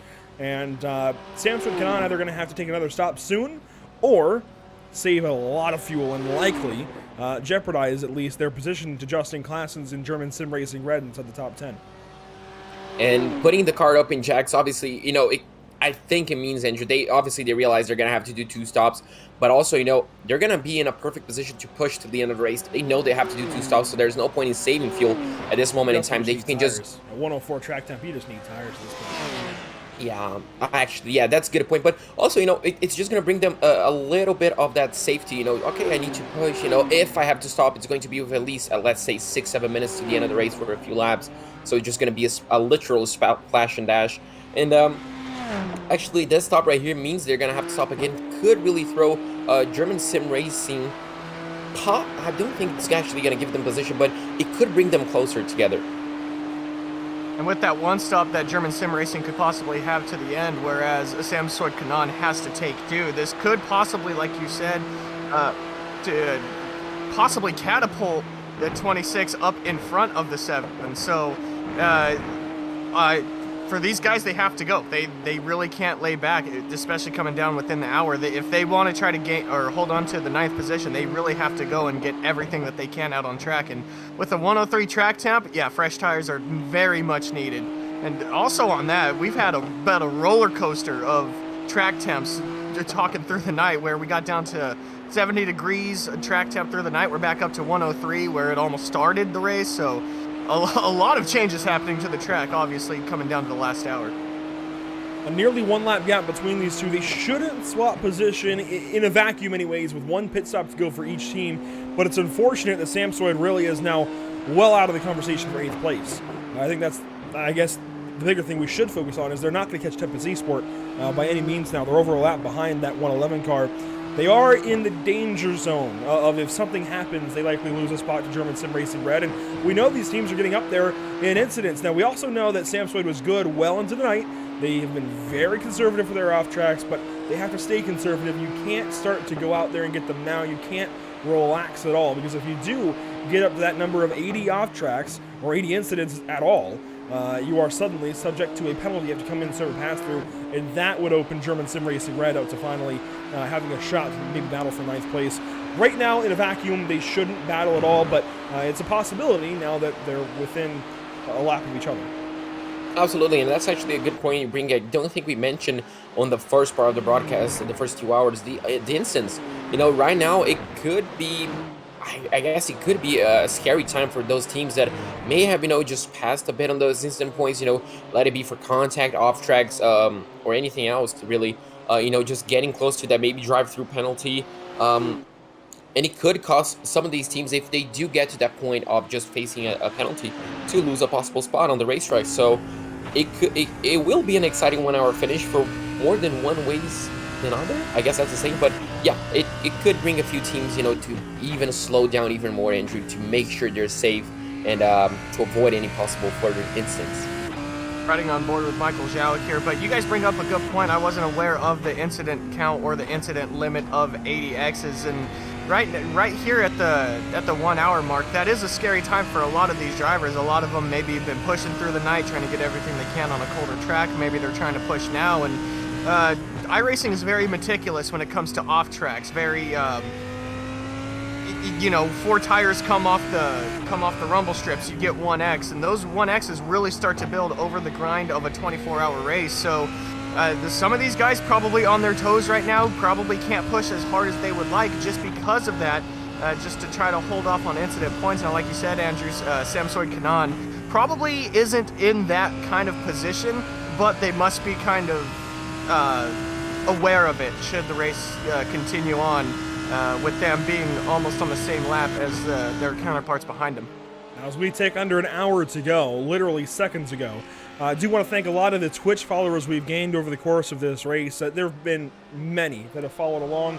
To shout them out, we've got Coanda Pash, Coanda_Pash, Vlad the Mad, Jess Beats, VTM Sim Racing, Michael De La Sala some 16 hours ago.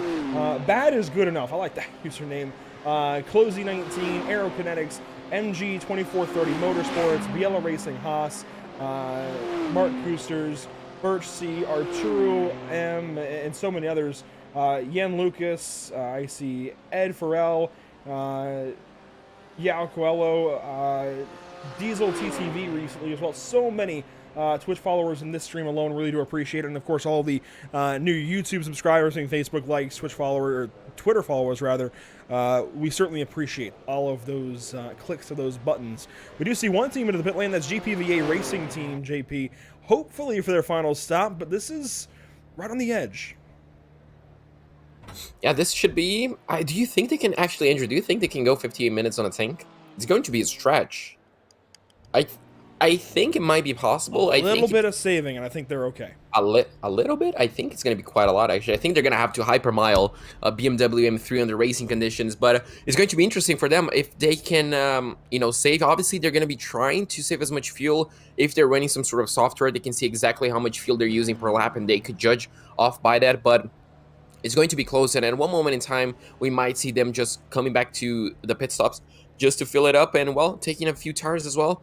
That track temperature, once again, just forcing drivers to take tires on the last hour of the race. And, yeah, it's coming down to it, guys. It's just 1 hour to go. It's crazy to think that 23 hours ago we started this race.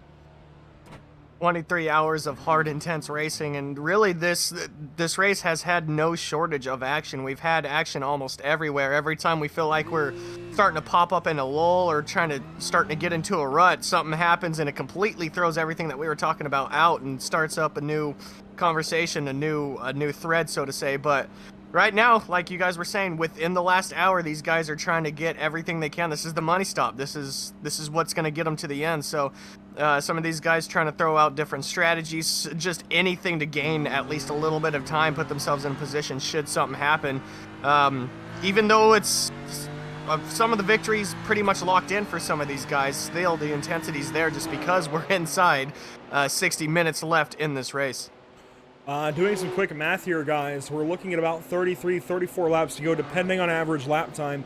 That is right on the cusp for GPVA Racing Team and anybody who has already pitted. Samsung Kanani Esports, we've documented, will need another stop.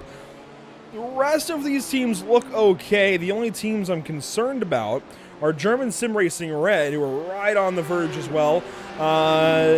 Scuderia Chicken House and Big Promble.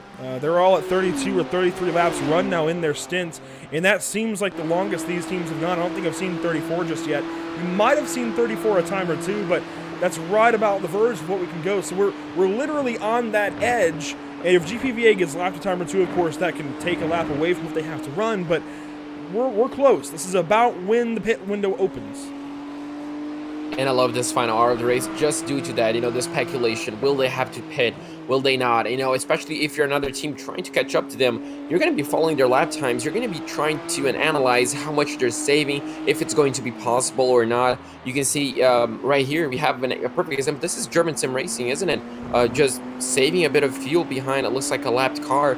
As soon as the opportunity comes, I think they're going to overtake. Nope, not quite. The opportunity was there, just saving a bit of fuel, Andrew. So taking all of those occasions to avoid at all costs that, that eluded, that terrible last few minute stops that, it might cost them a position or two, or even, it might not even, but it's just, sometimes it's not fun on the final few minutes of the race to have to worry about fuel and coming down to the pit lane. Is it, Zach? It's really not. And one thing that we're seeing here from German Sim Racing Red is there's a lot of straights right here at Watkins Glen. There's a lot, even though there's some technical parts of the track, there's a lot of straights. As we see the 47, Tucumlu's coming in right now, but German Sim Racing was kind of using them as kind of like an air pick, so to say. I mean, the draft is there just because of how many straights there are, as we're seeing Scuderia Chicken House come down pit, or get released from their pit road right now, their pit service, I should say. Here comes Big Promble in for their stop. So, I mean, a lot of people here using everything that they can, throwing the textbook at it just to try to save gas to make it to the end so they don't have to stop again. This is closer than I would have pit Tucumlu. They had more laps in the tank. I would not have pit for another, maybe 2 or 3 laps. I like that insurance, especially if this race gets extended. If Biella crosses the line at a late point in time, right before the timer expires, JP, we've seen it before in this league, there's definitely a chance that some of these teams run out of gas in the final lap. If I were Tucumlu with the ability to go a little bit deeper in this race, I would have. I definitely would have gone deeper on this tank. I mean, if you just have the opportunity, there's no point in risking it, is it? So, right now, they're just going to be filling it up, probably getting a few tires as well. I think the car is up in the jacks, actually, as we mentioned it. And, this is just going to be a race till the end. And obviously, Andrew, those drivers that pit just on the edge of that 33, 34 lap, as you mentioned, they're probably going to have to do maybe just a little bit of fuel saving. They're probably not going to be allowed to push as much as some drivers that probably waited 1 or 2 extra laps, will they, Zach? Those drivers, will have an opportunity to just push on until the end of the race and use more gas, to just essentially catch some times, or even, just extend their lead on the next car. And this is where those kind of strategies start to pay off, where you don't really have to worry about fuel, tires, or much of anything like that. They can just push as hard as they can, whereas some teams may have to lay off and just conserve gas and tires. We're looking at German Sim Racing here. We documented them a lap after Tucumlu coming in, taking their pits. Here comes German Sim Racing now. So that's where a lot of time can get made up in a short amount of time. A lot of time on track, short amount of time on the clock. Driver change here for the German Sim Racing crew. So, a lot of possibilities here still within the last hour. Even though the time is clicking and it's clicking fast, the time on the track is clicking even faster. Here comes Long Shot Racing Brigade, Joshua Benjamin. They have the final pit lane. It is shared with Luca Kita and BL Racing Team Euronics 1. They have the final pit box on pit lane. They'll come in and get some service. Actually, I guess it's shared with Biela too. Benjamin getting fuel. Will there be a driver change? I wouldn't expect it for them. That's extra time, especially if they can potentially double stint tires. It's rare that you double stint at over 100-degree track time, but you might want to go for it here if you're trying to make up a spot. I don't think they really need to. We'll see if they choose to or not. Regardless, that Ferrari into the pit lane. Yeah, I don't think they're going to be changing drivers. Still doesn't look like they're going to be changing tires as well. So drivers and tires, that's what I try to mention. Now the 26th of German Sim Racing. Full service. Here. Exodus, full service, yeah. Driver change. Andrew, do you want to tackle that name or Zach? No, I'll let that one sit. Okay. You know, with how bad I stumbled over names all night long, trying to do this one, I would just no. All right, fair enough. But yeah, they rejoin actually German Sim Racing, still in 10th. Joshua Benjamin. Of note here, that is the same pit time that we saw earlier in the day when John Sedlak mentioned that they did an unorthodox strategy and only changed the left front. So trying to cut down on the pit time, taking a left front tire, maybe not a left rear, is Long Shot Racing Brigade, and that will help them in the battle with Big Promble Motorsports. Both of those teams making their money stop. Promble right on the edge on fuel, and Long Shot gets out ahead of them. Yeah, this could be a really, I guess, position-winning strategy to just tackle one tire. But obviously, Big Promble, they have already made their stop, didn't they, Andrew? And I think they did a full service, 4 tires, I think it was. So they're gonna have the advantage on fresher tires. You can see them lighting a few faster cars and just going by. But yeah, now it's just gonna be the strategy game. Will it be worth it to just take 1 tires? Which strategy is gonna pay off? Do you think, Zach? 4 or 1 tires? I mean, it just comes down to driver preference, but I mean, 1 tire, it makes sense, right? You're constantly leaning on the left front. There's more rights than lefts at Watkins Glen, and you're constantly leaning on the left front just because of that. So if you're going to change only 1 tire, the left front would be it. They obviously did, and if they feel like they can use that to their advantage, which it's obviously working right now, I think just 1 tire would probably be the best strategy, as we're looking at the 111 now coming down for their pit stop. 5-Star Motorsport in as well. You saw the small adjustment. They're losing a little bit of time reversing back into their box, but Carnamoya will not lose too much time. Tempest Sim Sport going for a driver change for the final run of the day, and that will put Ivo Costa behind the wheel for the final 50 minutes here at Watkins Glen. So money stops underway. Here comes Urano Esports on the pit lane. Maybe a driver change for them. You see Love 46 in as well. Final stop for the 46 car. Yeah, this is the final stop. This should be, Andrew. Let's hope it's going to be the final time we see them back in the pit lane. And yeah, currently in 4th place. I think they're going to lose actually 4th place on this stop, if I'm correct. But yeah, they're racing with 5-Star, so they just gotten it by passing 5-Star in the pit lane, and when 5-Star releases, they'll take it back. So yeah, they're just going to lose, but it could be an interesting finish for both of them. As you can see, their 5 spot are just going to pass them, and there you go on the ticker as well. So yeah, it could be a catch and mouse game towards the end of the race. We're gonna have to wait and see what the Team 90 does. 5-Star took 2. 2 tires only? Yes, 5-Star's back on that 2-tire strategy we saw earlier. Also, probably just saving a bit of time as well to maybe not allow Urano to catch them up. Interesting. And you see the time deficit there. I mean, Urano was still sitting in pit lane as 5-Star already gone. There's probably about a 30-second gap put in between them. That's a lot of time left out there on track. Still, the clock still gets going off the jacks and out. 2 tires for Urano as well. So, I mean, still a lot of time to be made up. Trying to gain every little bit that they can with any kind of strategy that they can. Urano out and away. We looked at the 4 car of Koenig coming in to their pit stop. Looks like that's going to be their final stop as well. Interested to see what kind of strategies they pull out. I mean, we've seen 1 tire, 2 tire, 4 tire, even no tire, double stinting tires to get to the end. So a bunch of strategies being thrown at a lot of these cars that could possibly cause some havoc just because of how the differing strategies may impact speed around and the it's track. A 1 tire for Ivo Costa here for Tempest, and a 1 tire for Love 46. You can tell by the time, by the way. It's a 40-second stop for fuel, maybe 41. 48 to 49 for 1 tire, 50 to 56 for 2 tires, and a full 4-tire stop is at 70 seconds, give or take a second or 2. So that's how you can tell which is which. As here comes Pearsons into the lane. Yeah, really interesting to see as well. Yeah, full stop, all tires, full tank of fuel. Not full tank of fuel, but, you know, just enough to get to the end. But yeah, it's just interesting to see how many strategies we've had, coming in. I mean, I haven't raced actually in a few years, but back in my days, Andrew and Zach, we wouldn't think about going for 2 stars on road racing cars. It's just either 4 or nothing, or just double stint them, and not even 1 tire. I mean, in my mind, that would just completely upset the balance of the car. But as you mentioned, this is a track where you're gonna lean so much on that left front, where it just makes sense. That's gonna be the tire that's gonna wear out the most. And if you can get a fresh set of tires, a fresh set of, well, 1 tire there, and not upset the balance of the car, well, why not go for it?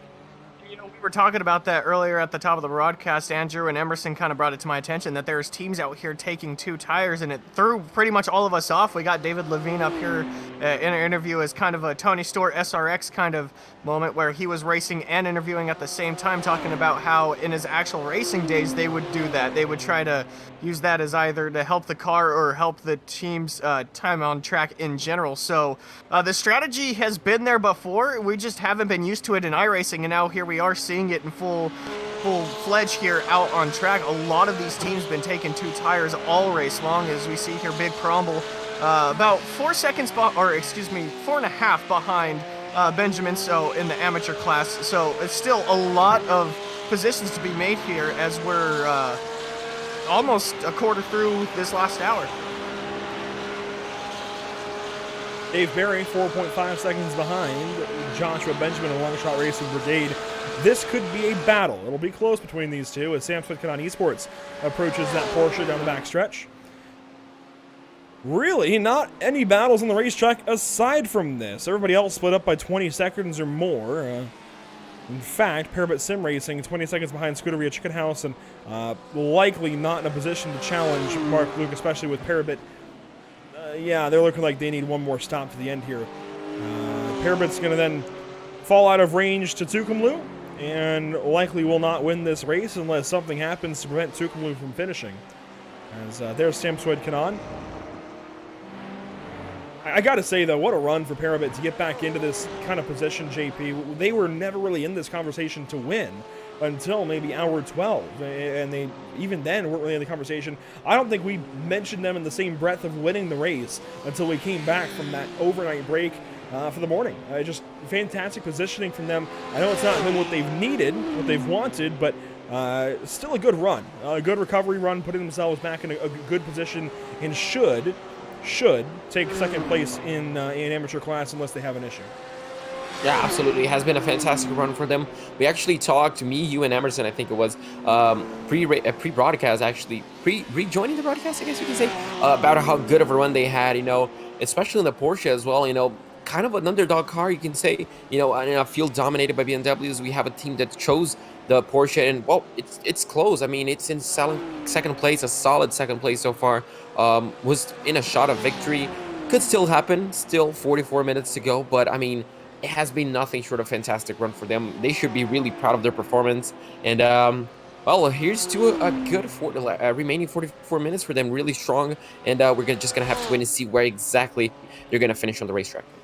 Every time that we talked about Parabit, we would talk about how they were pretty much the first car that was not a BMW out on track for position, usually sitting about the 20th position out on track. But here they are.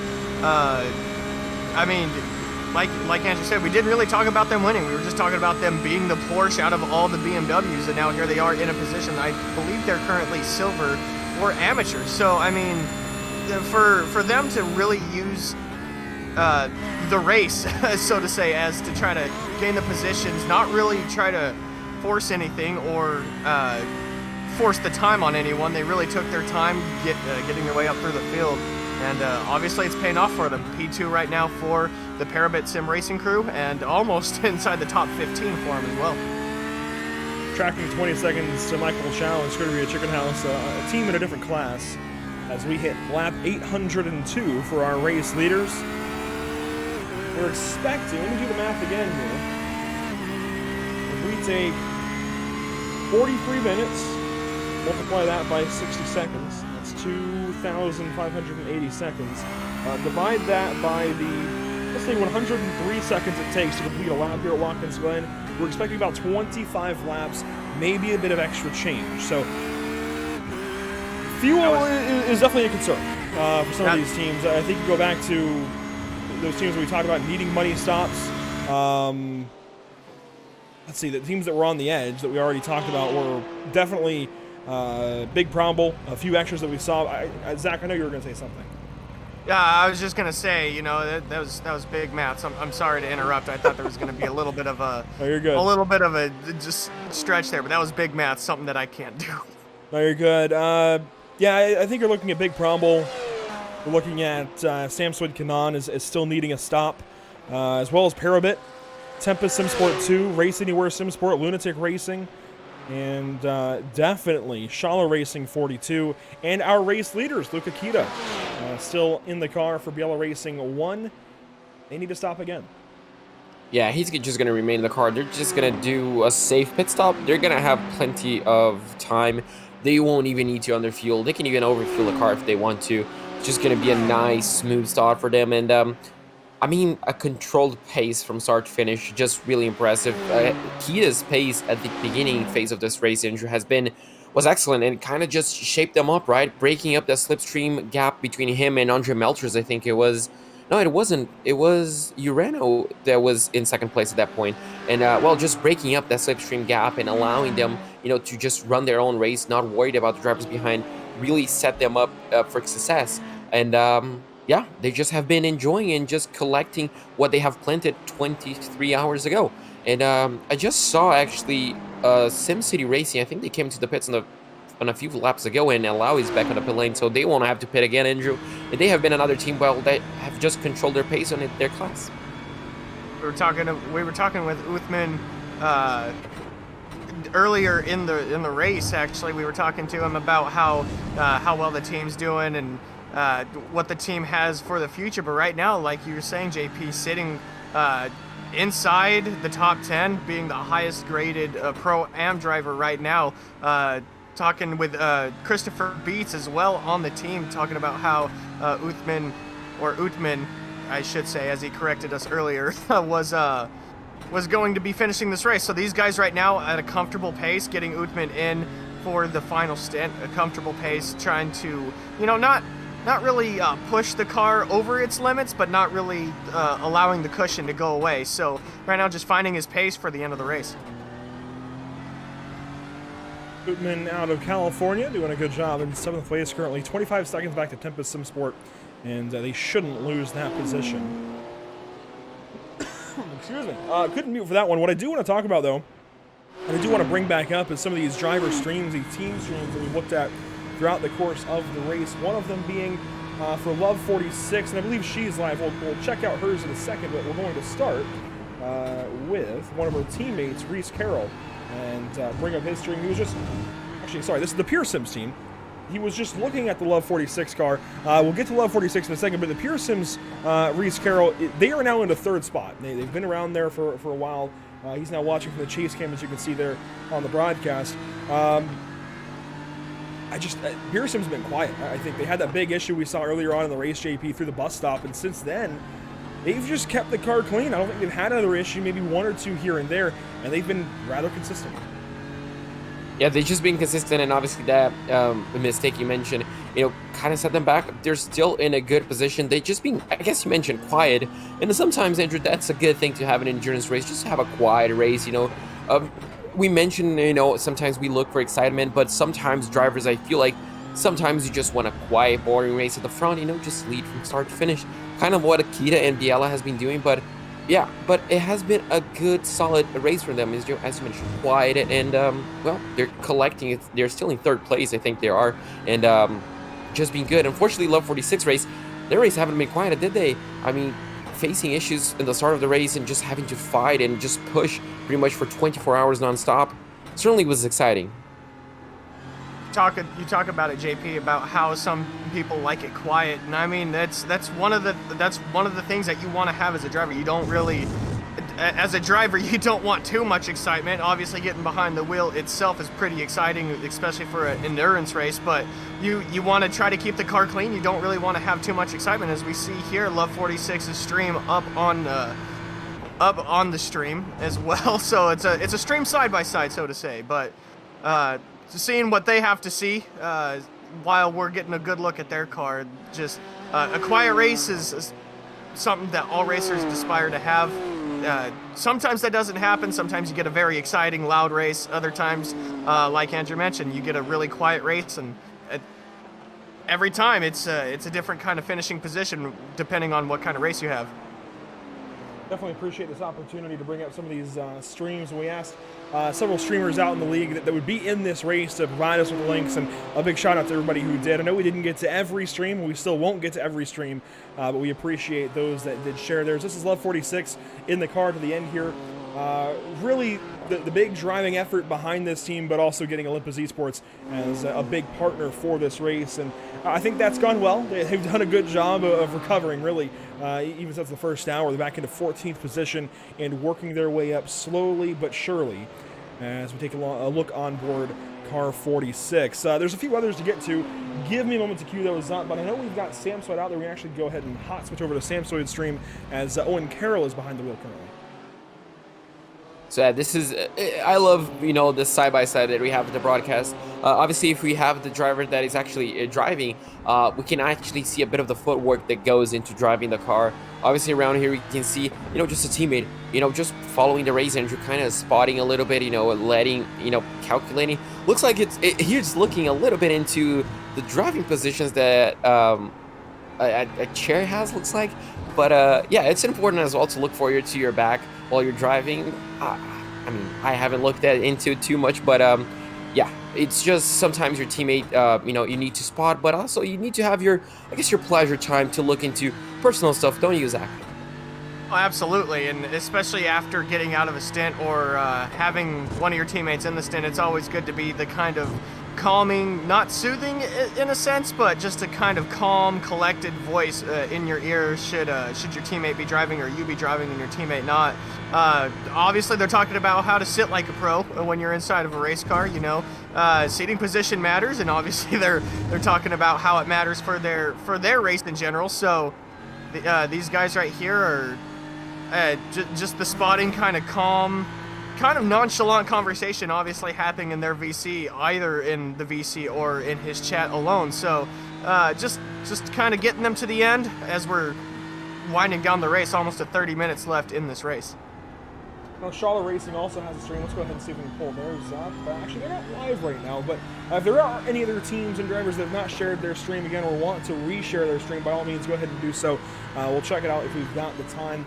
We do have a driver and really a team captain, it seems, alongside with us, and it's actually that team that's just in front of us here on track, SimCity Racing, and Jason Allen wants to talk to us again here, JP, and here is Jason Allen from, again, Car 71, SimCity Racing.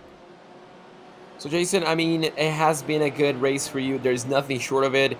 I mean, how is it, on a new team coming up to such a big event, to rally up a few drivers and obviously, coordinate all the practice, all the stints, to get the race strategies? How difficult was that of a job?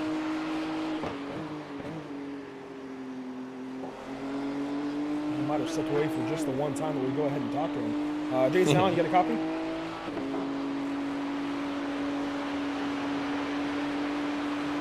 Yeah, I'm here. You got me?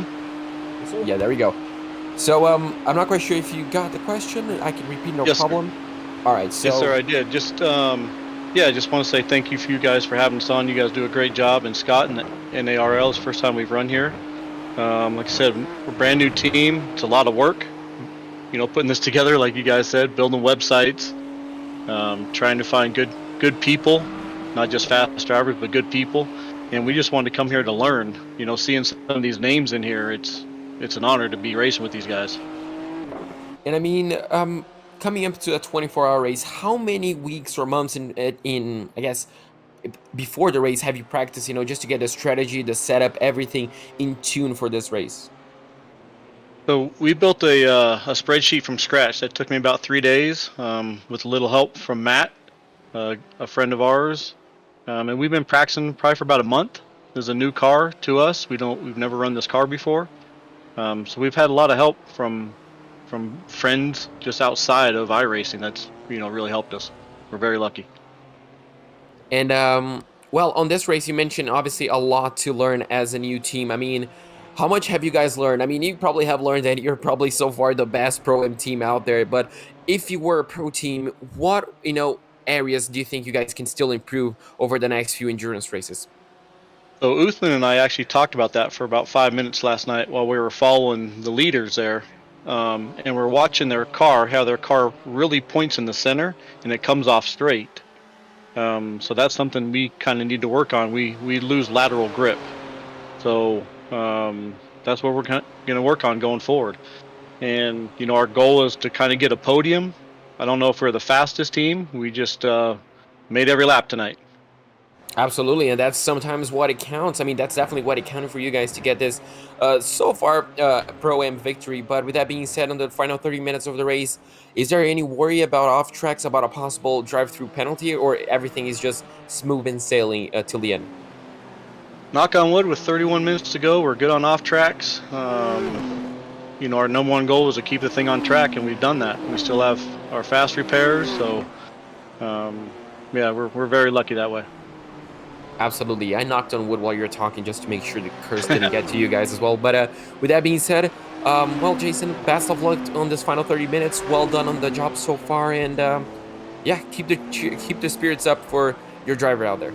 Hey, guys, really appreciate it. And if you guys everybody wants to check out our website, simcityracing.net.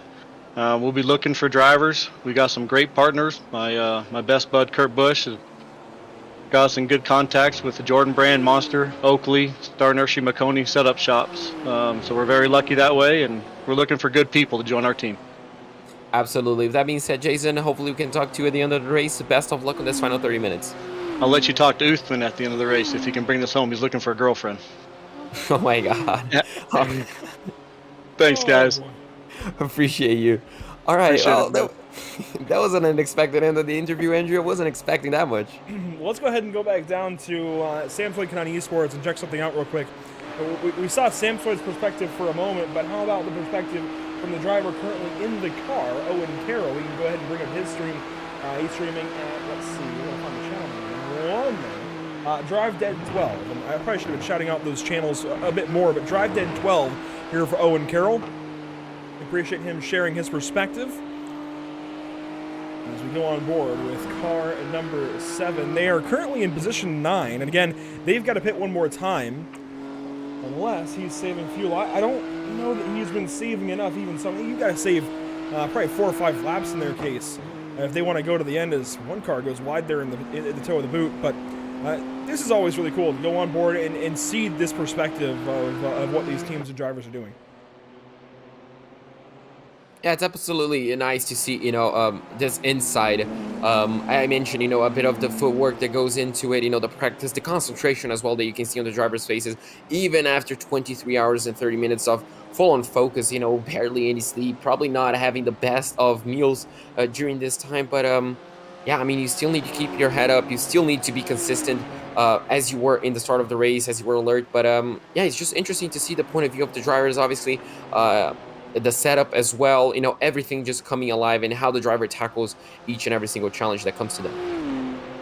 It just shows, like you said, JP, it just shows what these drivers have to face. They only really get to see what's out right in front of them. We get to see, obviously, everything that's going on around them, the strategies of different drivers around them, and even for position, all they really get to see as far as drivers is just out their front windshield. They could talk about strategy, and they could talk about what other teams are doing, but they don't really get to see what they're doing. All they really get to see is the first thing right out. So these guys obviously have to deal with that, especially for the all 24 hours. Sam Floyd's done a great job of that. We kind of documented them earlier, finding their way up into the top 5. I believe they made their way into the top 3, slid down the leaderboard just a little bit. Now Owen Carroll trying to keep them inside the top 10 as they've been able to make their way up, right behind the 41 of the amateur leader.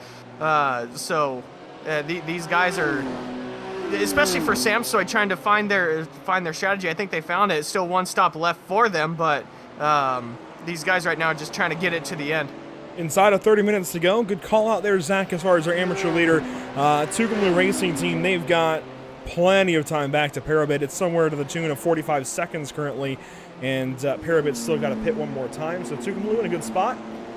They have been all day long, JP, or all race long. I guess you can say all day. Racing for a full day, 24 hours here at Watkins Glen. Tucson been solid the entire way through. Absolutely, and they're going to be, if they do win this race, Andrew, I'm going to knock on wood. Wait a second.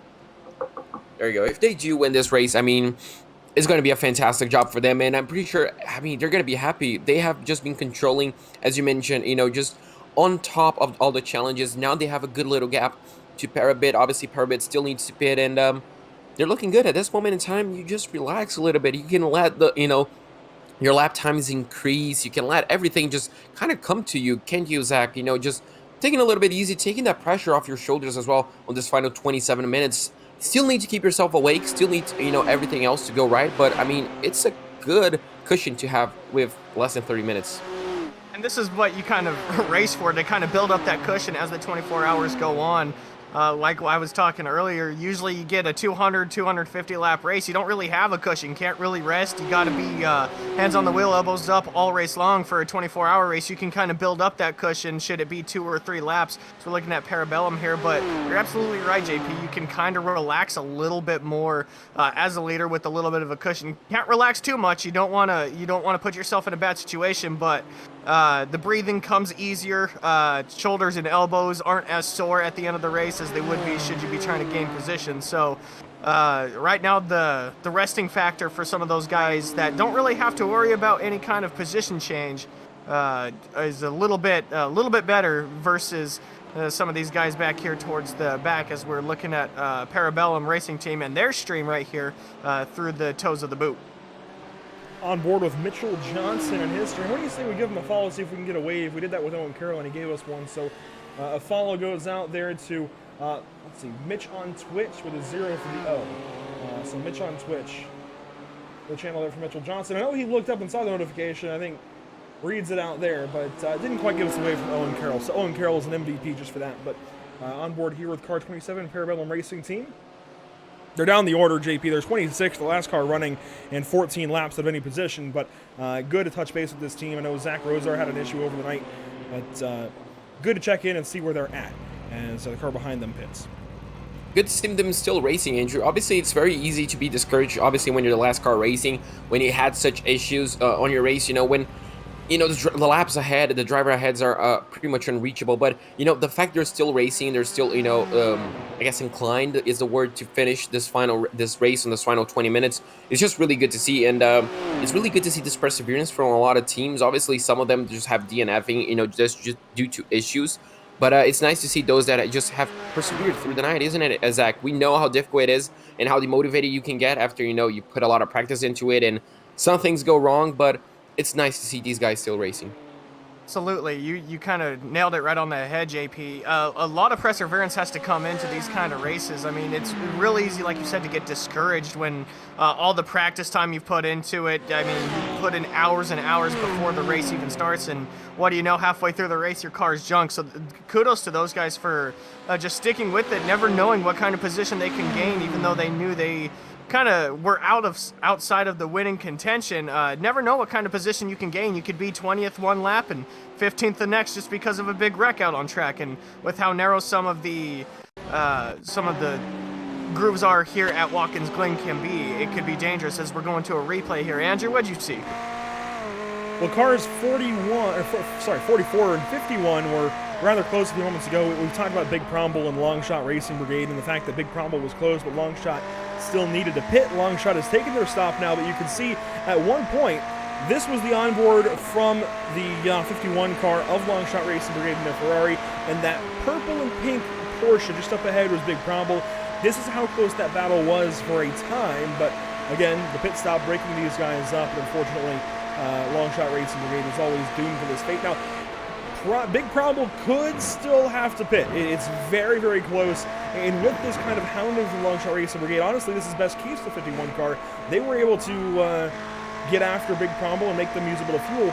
Only problem being Big Promble needs a whole lot less fuel whenever they come in, if they have to come in, than Longshot needed. Yeah, absolutely. It's just that case. If you have to pit again at the end of the race, you're just going to pit for a few seconds at most, and you're just going to be out. It's essentially going to be a drive-through penalty, isn't it? Instead of a full-blown stop, staying 1 minute over just after your car stop is just going to be essentially a drive-through. And it's still, not what you want. It was a little while ago. Yeah, and you can see it was just pretty much head to toe, wasn't it? It's pretty much a dash to the line, and unfortunately got kind of breaking up. Do you think you can see them kind of getting to this point once again towards the end of the race, Andrew? It would take some really terrible scenarios for Big Promble, to be honest. Again, if Promble needs the pit, they don't need nearly as much fuel as Longshot needed, so we shouldn't see those two side by side again, but I mean, anything's always a possibility. You never really know. Yeah, absolutely. And it's still racing. Still 20 minutes to go, right, Zach? I mean, everything can still happen. The race is over only when the checker flag drops and, well, when you cross it. Yeah, I mean, nothing's ever said and done until, like you said, that checkered flag drops over your car. A lot of things can happen, especially on the last lap. So we're not really hoping for any of those scenarios. We're just saying those scenarios are a possibility for some of these drivers. But this kind of like where the mental game kind of comes into a factor as far as a strategy goes for these guys vying for position, trying to push another team to use their fuel so you can, have a position on them after pit stops, or them doing the same thing to you. So it's always a mental game. It's always a game of chess, IRL chess, so to say, out here on track. So it's just playing that mental game and who can outduel the other. Most teams made their final stop for the day, including BL Racing Team Euronics 1. Luca Kita has pitted for the final time. Connor Karnick is good on fuel. Daniel Ferguson should be. 5-Star Motorsports should be as well, though they are on the cusp. Urano Esports right with them. German Sim Racing is a little bit close as well. SimCity Racing is good on fuel. Tempest Sim Sport will be close. Samswood Kanan and Owen Carroll, they need to pit one more time, but they shouldn't give a spot up to German Sim Racing Red, who has pitted since they last came into the pit lane. Shala Racing 42 in the 11th position for Pro-Am competition, 3rd in class. They are good on fuel. Race Anywhere Sim Sport has pitted within the last 5 laps, and Paxton Chan still behind the wheel there. They are good on fuel. Lunatic Racing, Michael Yanni behind the wheel. They pitted 2 laps ago, so they're fine. Love 46, they're close. Very, very close for Love. They might need to pit one more time for a little bit of fuel. If she's saving any, they should be fine. Tucumlu Racing Team might have to pit again. They're right on the verge there as well. Scuderia Chicken House, though, will have to pit one more time. Parabit Sim Racing will have to pit. GPVA Racing Team is going to be close. And Tempest Sim Sport 2 is plenty good on fuel. Yellow Stripe is, it looks like, good. Big Promble is close. Joshua Benjamin is good for Longshot Racing Brand, as well as Duck Hawk Racing Team and Fabio Zampolini, BDS Racing and David Goff, and Aerokinetics and Daniel Dennison. Parabellum Racing Team at 26th may need to hit one more time, but as we hit 20 minutes to go here, JP, not a whole lot is going to change without an issue. Yeah, absolutely not. At this stage of the race, pretty much everything said and done. Everybody should be running the same pace, and by the same pace, I mean everybody should be, kind of toned down a little bit. No need to push, no need to risk it. We shouldn't really see anything too crazy and out of ordinary. And just taking this spot, Andrew, I actually don't know. I know you actually still race on iRacing, but have you and Zach actually been involved in endurance racing together? Yes. We have, yep. Yeah, that's how we started endurance racing, actually. Back with, oh gosh, do you remember, Zach? It was Daniels Cardinale Incorporated way back in 2018 with Ryan Daniels. And I do actually remember that, yeah. With Brennan Elshoff and David Levine on the team. That's how we got into all of this, was with David Levine. That's how we found out about endurance racing. Well, we not found out about it, but got into endurance racing was through the help of David Levine, and he now, of course, has D-Line Racing. By the time we had our own operation, Brennan Elshoff was on the team, and I missed those days. I know we won Sebring that year with myself, David, and Elshoff behind the wheel. Unfortunately, Zach couldn't get you in the car, so you'll go down as the winning crew chief. We won Le Mans that year. We had an interesting time at Spa, we'll say. We went, P10 at Daytona or around there in GT3 class, or GTD class, since that was an IMSA race. And then the following year, we backed it up with no wins, actually. Then we won Le Mans again in 2020. But since then, things have kind of scaled down. I don't race as much anymore. Zach, I know you still race with Elite Motorsports, and I've been trying to get into that, but Jared Washon. Well, as far as that goes, yeah, we've using everything gained as far as knowledge for endurance races. Like Andrew said, we kind of picked up on it from David Levine. As far as we knew about it, we just didn't really know how to get into it. And ever since then, we've done a lot of sim, but we've actually done a lot of IRL endurance races as well. We've been a part of a few crews as for 24-hour races, and those take a toll on you very, very quickly. So, and you've gone racing, Zach. Yeah, I've been both as the crew and on the wheel, and they both take a whole toll on you. It really does. It takes a toll on you mentally when you're trying to stay awake for your driver that's out on track in the middle of the night, or it takes a toll on you because you're trying to keep the car clean and other people are around you out on track. So really, every single part of an endurance team, should it be sim or a real life racing, really takes a toll on everybody. So that's why you gotta just give it to every single one of these drivers that are still out here, hands down, for continuing through 24 hours and keeping their car in pristine condition to finish the race. Track temp now up to 114 degrees. So JP, with 17 minutes to go, we're getting right back to where we started this race. It's almost like it's just gone backwards, right back to the start. We started with 115 degrees in the track. We're at 114 now, and we have just over half the cars we started this race with. So the track temp going up is certainly weather-related and sun-related as we've gone past the 12 o'clock hour. In fact, we're catching up very quickly to 1 o'clock in sim and on the eastern seaboard. Parabit has recently been into the pit lane. They now locked themselves into the 17th spot, 1 minute and 7 seconds behind Scuderia Chicken House, and that likely will not change, although Scuderia could pit one more time. It's not entirely likely. Aerokinetics also just left the pit lane with Daniel Dennison climbing aboard. And really, this race is about locked into where it is at this point, JP. There's not a whole lot that's going to change without a crash. Yeah, absolutely not. At this point, if you were Parabit, I mean, the only thing you would be worried about is fuel and obviously getting the calculation down perfectly. But other than that, Andrew, if you're a team that have pitted on the final, let's say, in the last 10, 20 minutes, you're safe on fuel, you probably have enough to the end. It's just worrying about not getting a possible penalty at this stage, and obviously keeping the car on the racetrack. We saw a few drivers understeering and, well, unfortunately hitting the wall in the last hour of the race. That is definitely still a possibility, as the track now obviously 114 Fahrenheit. And yeah, at this point, Zach, I mean, you two have raced together, and obviously I had my small share, I guess I can say, of iRacing, endurance racing, and at this point, it's you just, you're comfortable. You're probably talking to your teammates quite a bit, and you're probably having a good time and just counting down the laps towards the end of the race. Isn't that it, Jack? Yeah, pretty much. I mean, right at this point now, you're just kind of, everyone's really settled in. I think Andrew said it the best. There's really not much to gain at this point. Everyone's either getting ready to make their final stop to get the last 10-minute, 15-minute run in, or just kind of running to run their race. I mean, there's really, now it's just kind of able to relax. Again, you can't relax too much. There's still a blue wall out there that could really hurt your car, so you can't relax too much. But for the time being now, it's just a matter of taking your deep breaths, making it to the finish, so you can celebrate with your team that you just completed 24 hours of the race.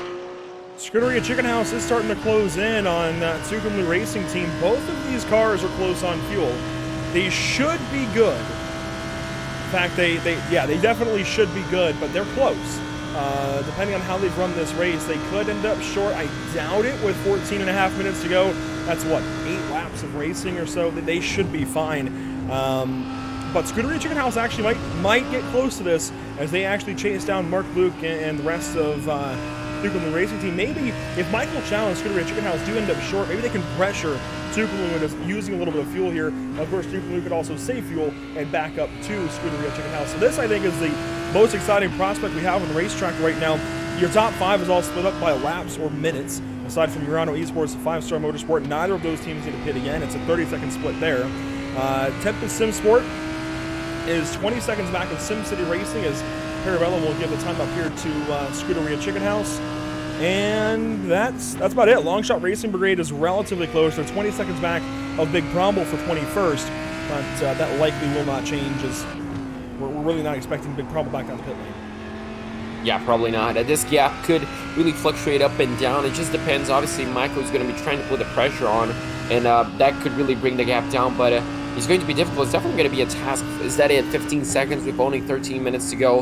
I mean, it's going to be nearly impossible, but it still could definitely happen.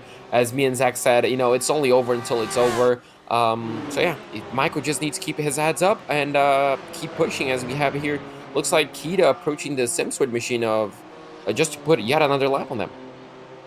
Put another lap on the Samsoid Canon machine. You can see right there, not really pushing too hard. They were pretty much bumper to bumper as far as as far as themselves getting through the bus stop here, getting through the laces of the boot, now coming to the toes. Not really.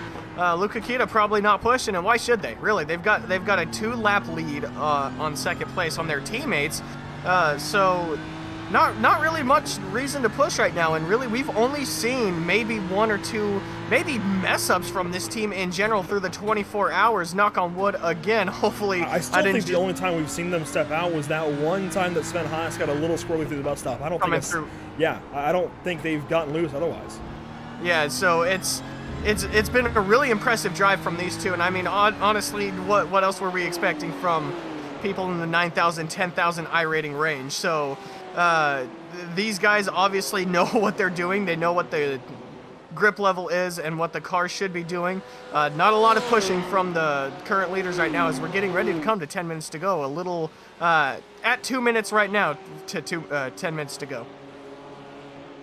With 11 minutes to go, well, 11 and change, 12 minutes technically, I do want to invite all viewers, wherever you're watching from, let us know what you think of this event, what you thought of it, your impressions so far, especially if you're new to the North American Racing League and Cash Days especially. Let us know what you're thinking as far as how this race has gone, just your general thoughts, and where you'd like to see them go next. Now, I can't guarantee anything, but if you want Scott Reister to know your opinion, now's the time. Hit us up on the YouTube chat, Facebook chat, Twitch chat, wherever you're watching from, and give us your thoughts and opinions. As we talked about overnight, I would love to see another, just more races like this.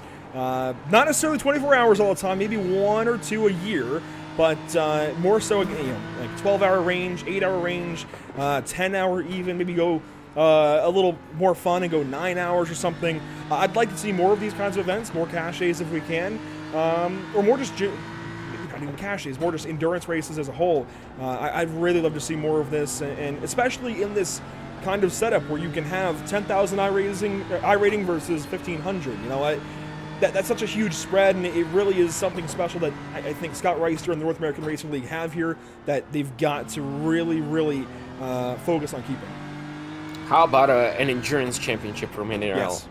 Yes. Yes. You have my vote. Yeah, there you go. I mean, could we have a pit stop TV car so we can actually race and broadcast at the same time? Would that be too much to ask? I'm kind of interested now in my idea. So Scott, I mean, get it done, but also get us a car in there. You know, I would love. I mean, I'm down with the idea. What about you, Zach? Down with this idea. I kind of like that one. Kind of like that idea. There you go. I mean, we just need Emerson, and then we have a squad. I mean, we already have the first entry of the NARL Endurance Championship that is coming up soon, eventually. Right, Scott?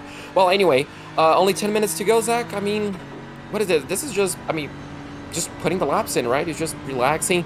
And what I was going to mention, is this the two Biela cars approaching? No, not quite. Do you think we're going to see a photo? Okay. Do you think we're going to see a photo finish between those two? I think first and second, I mean, at this point, you kind of just have to do it, don't you? I mean, it would look good on the Facebook page. I think they're separated by the boot in and of itself. Well, actually, probably not. This is about the shoe and some extra. Yeah, you got Euronics 2 out of, well, we'll say into turn 6 now, and Biela 1 is into the toe. So about the shoot. I mean, heck, I mean, yeah, I'd kind of like to see that, a 1-2 finished and they cross the line together like that. That'd be a cool sight to see, but I'm sure Luca Kita doesn't want to give up that kind of time, and I mean, can't blame him. You're trying to get to the end so you can see the checkered flag first, so that would be a cool team photo, JP. I'm not even gonna lie, that would be a cool team photo coming across for the checkered 1-2. So, but I mean, Euronics, the entire team in general has just put on a show all race long. We've been talking about Luca Kita, but their second car, their second entry, I should say, has been kind of fluctuating through the top 10, and obviously they find themselves in second place. So this team has something down, they have something dialed, and should NARL decide to come back to Watkins Glen, look out for this team because obviously they know what they're doing. Samson Kanan down the pit lane as we expected. Owen Carroll coming in for just a little bit of fuel. He shouldn't need to get tires, and I would imagine will stay in the car, but we could see a switch maybe to Samsoid since they're really not in jeopardy of losing anything. Get Samsoid back in the car to take it to the finish. Wouldn't mind seeing that, but it looks like Owen Carroll will stay behind the wheel. And this should be a short one. He's already revving. Yep, 10 seconds. That's a pit stop we're used to seeing, JP. Yeah, that just feels more at home for us, doesn't it, Andrew?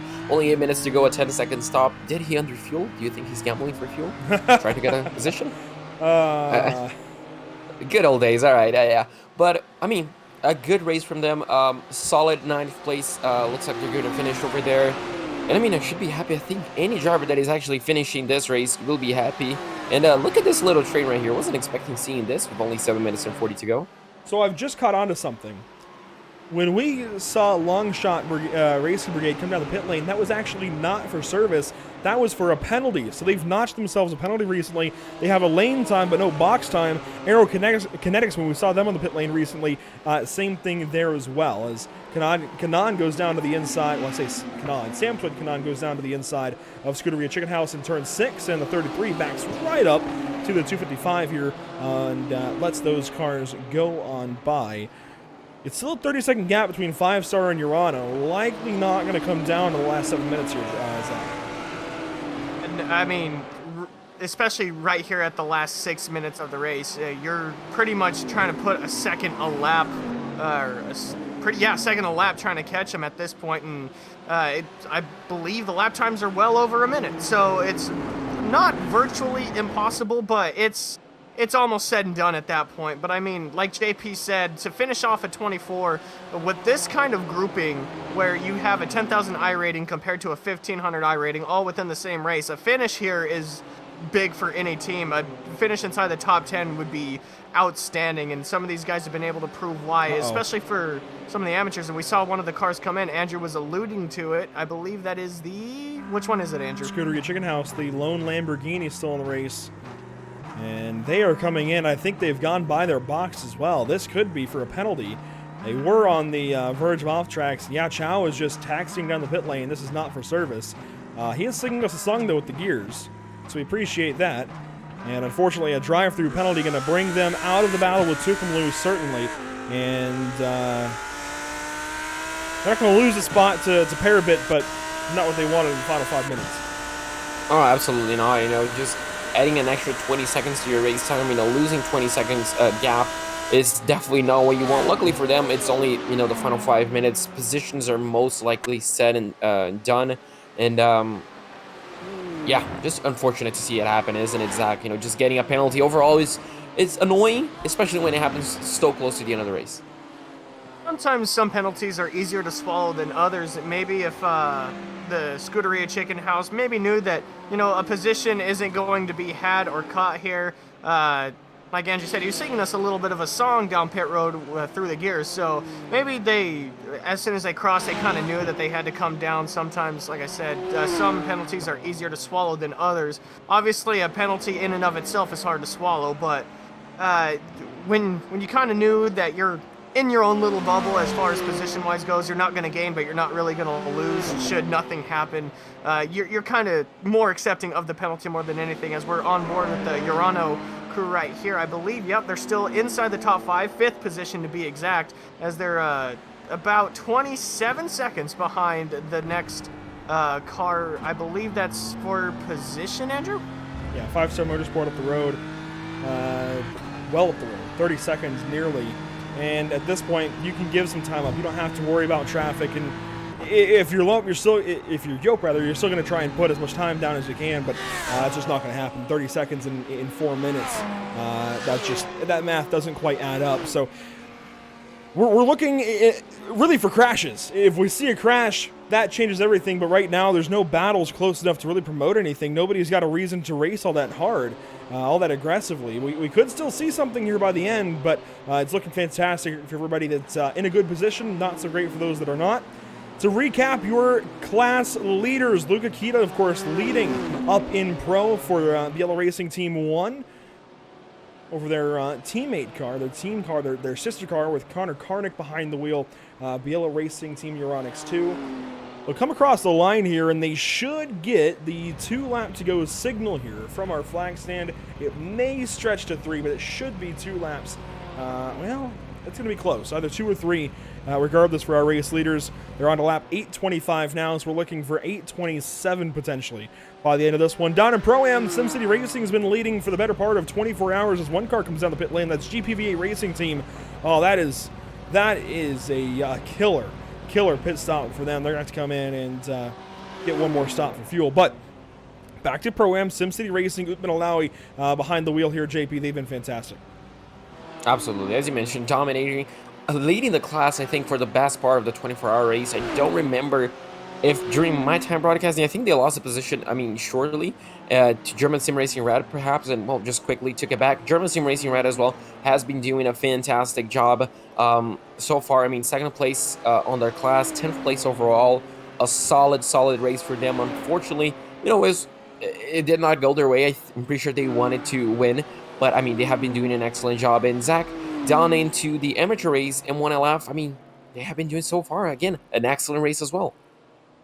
The amateur leader pretty much for as long as at least as long as I've been up here in the booth. The Tucumlu racing team, the number 41, has been outstanding really when it comes to different types of classes. I'm not sure the kind of I rating that this team has, but they're showing they should have something big. We're looking at the second place now for the amateur class Parabit, and we were talking about them, how they had their bit of a slide through the first part of the race, had to kind of work their way up, and, well, this is what attrition does to you. This is what the motivation of racing does. It puts you back into a position to possibly win. Obviously, coming down to the last minute and a half, they're not going to win, but they're still going to be taking home a P2 in class. Parabit Sim Racing obviously has done something right through the entirety of this race. The top Porsche in the field as well, the only Porsche that's going to go anywhere on a podium. Pro was all BMWs, I believe, aside from a lone Mercedes that's been out of the race for some time with T3 Motorsport. It's been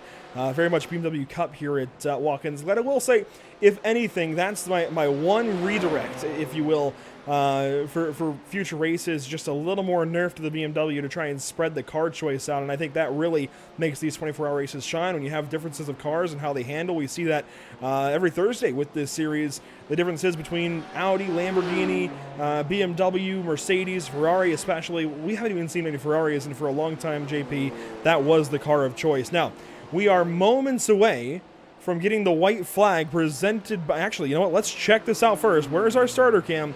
We are not white flag yet. The starter still has the flag furled up in his hand. I'm surprised, with as close as Biella is to the start-finish line, that we didn't get it there, but I guess within 30 seconds they can get back to the line.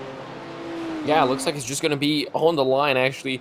I don't think... Where are their teammates, actually? I don't think we're going to see that photo finish that we alluded quite early, unless they're close. Oh, yeah, they're no, close. we were definitely going to see. That might end this race. Luca's backing up to him. I don't think he gets back to the line in 10 seconds.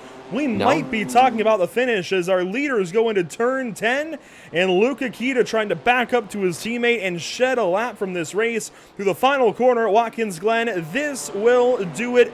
Checkered flag in the air from Barney the Flagman. That was the white flag lap presented by Whiplash Simcams and the North American Racing League Cash Days at Watkins Glen. 24-hour race goes official. Luca Kita and Biella Racing Team Euronics 1 win over Biella Racing Team Euronics 2 and Pure Sims Esports in the third position over 5-Star Motorsport and Urano Esports. A few other teams will come across the line and finish.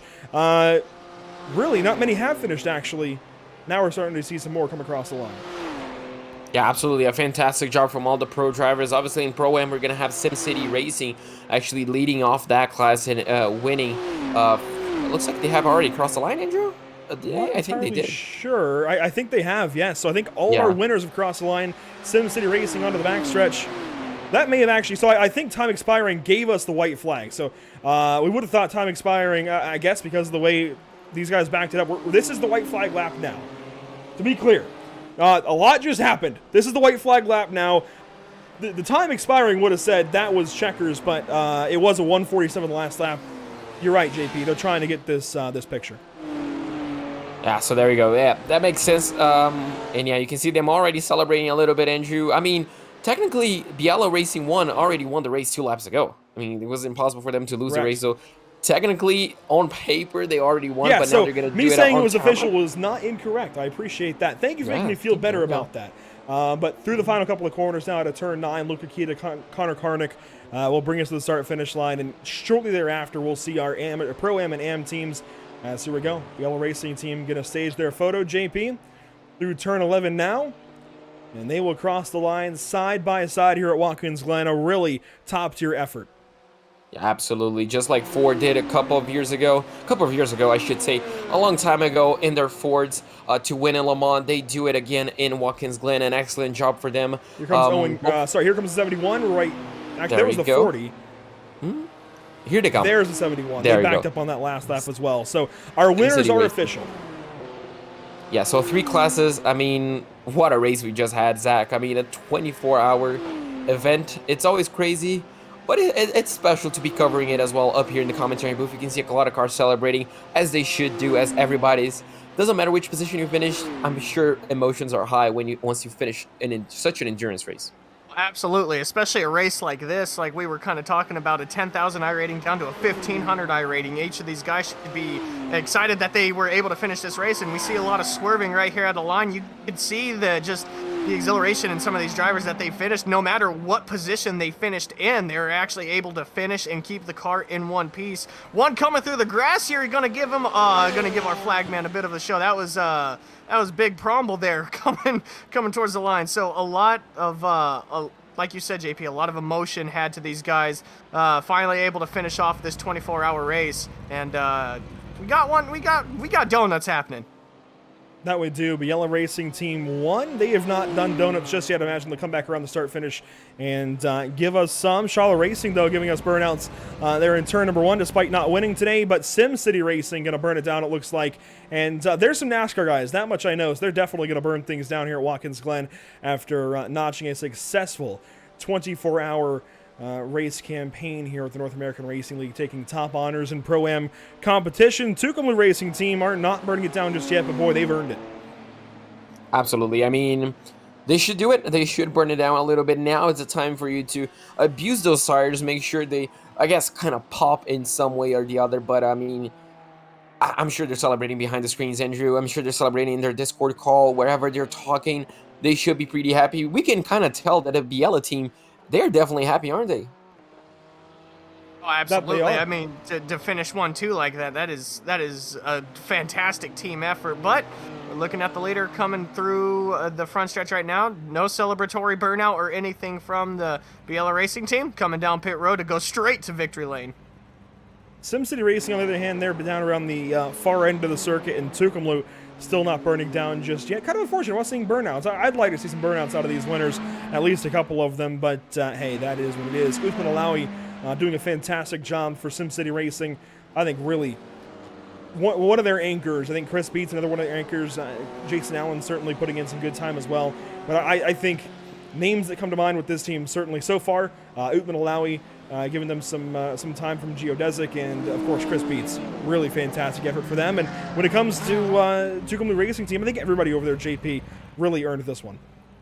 Absolutely. Everybody earned their result and injury. Obviously, not talking about the bad aspect, but I mean, a 24-hour race, when you have a whole squad of people, just joining in together, not only practicing, but also, dedicating their weekends to drive, a car and, just put on the time, as a team to make sure they get through this event. I mean, that is something that is worth, I guess, a celebratory burnout in it of itself. And obviously, when you win such a big race, such a demanding race, it's just even more fantastic. And I'm sure they're all very happy about it. I mean, they're probably going to have a big old laugh at the end. Actually, we just finished. They're going to have a big old laugh soon, probably. But, I mean, it was a fantastic event. I'm pretty sure everybody's so happy.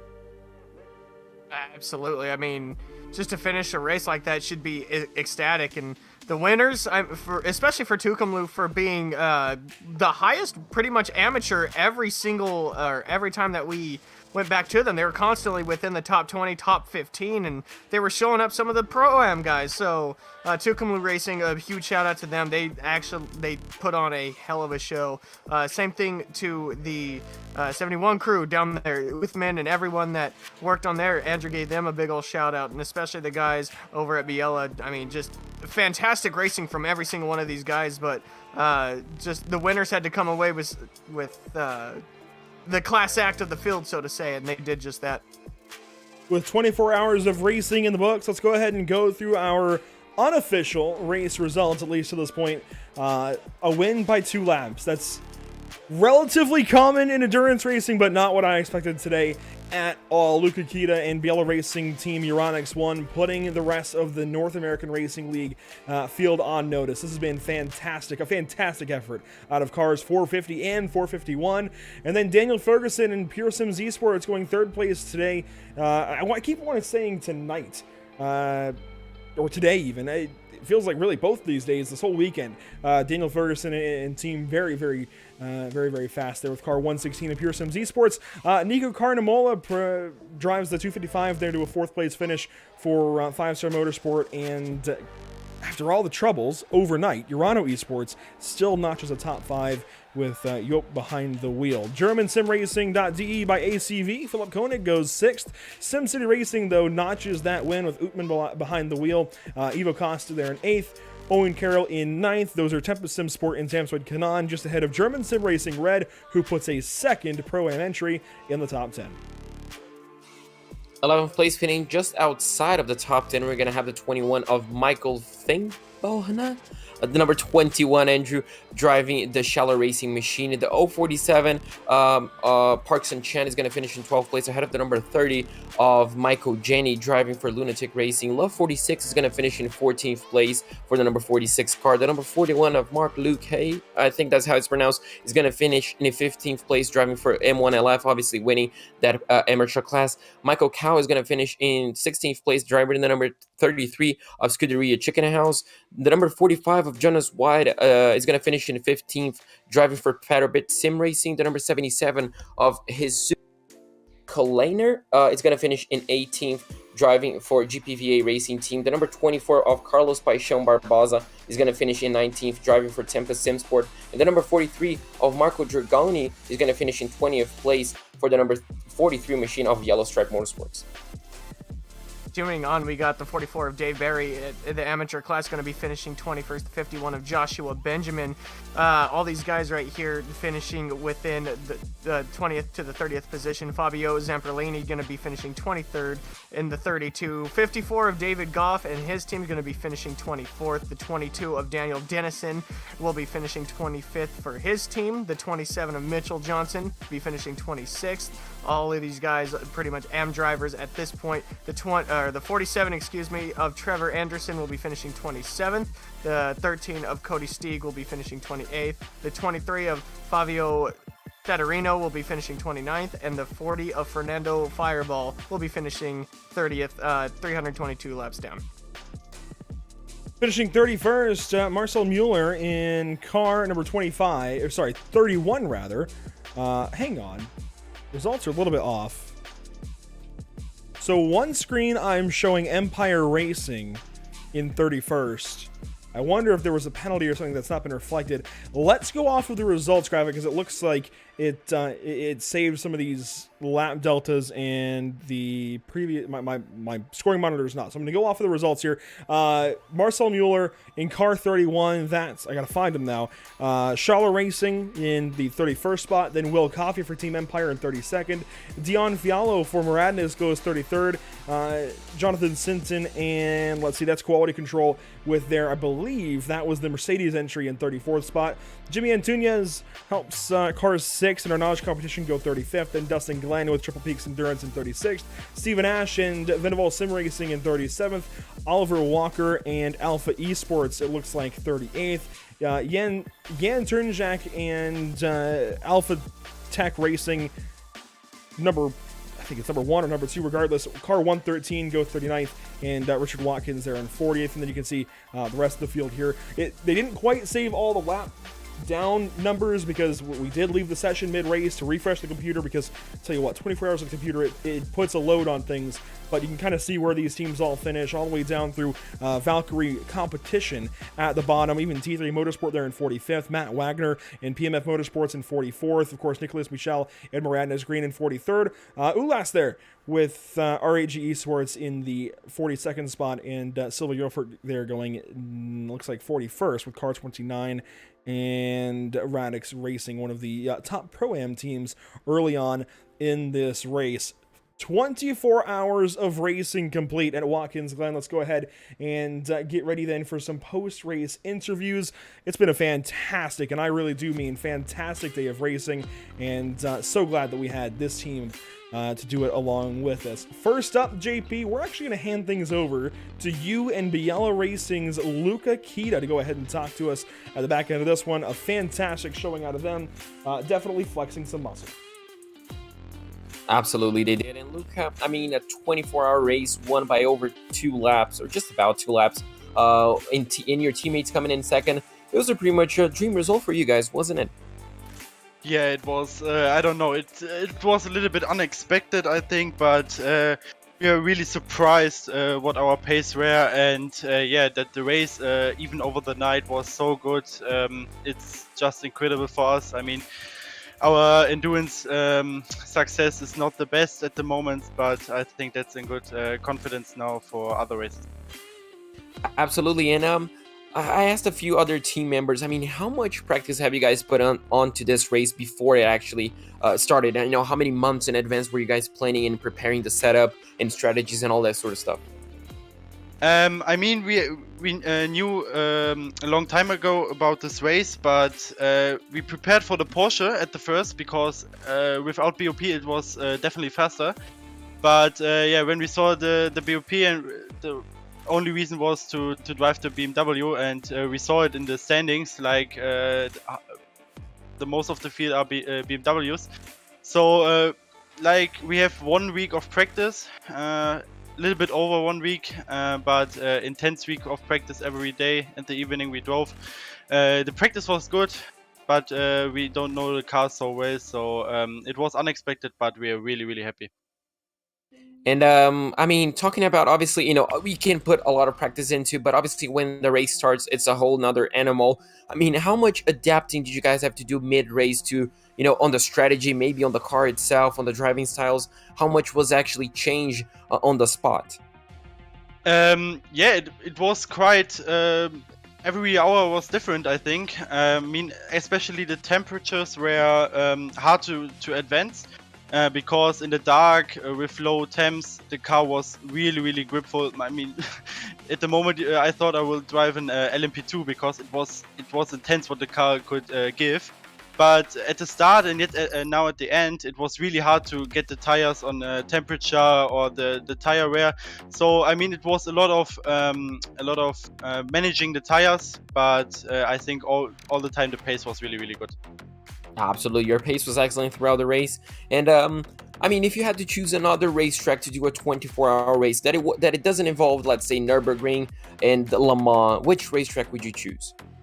Oh, that's a hard question. I would say I think one of my favorite tracks are Hockenheimring, but it's really bad for endurance race, I think.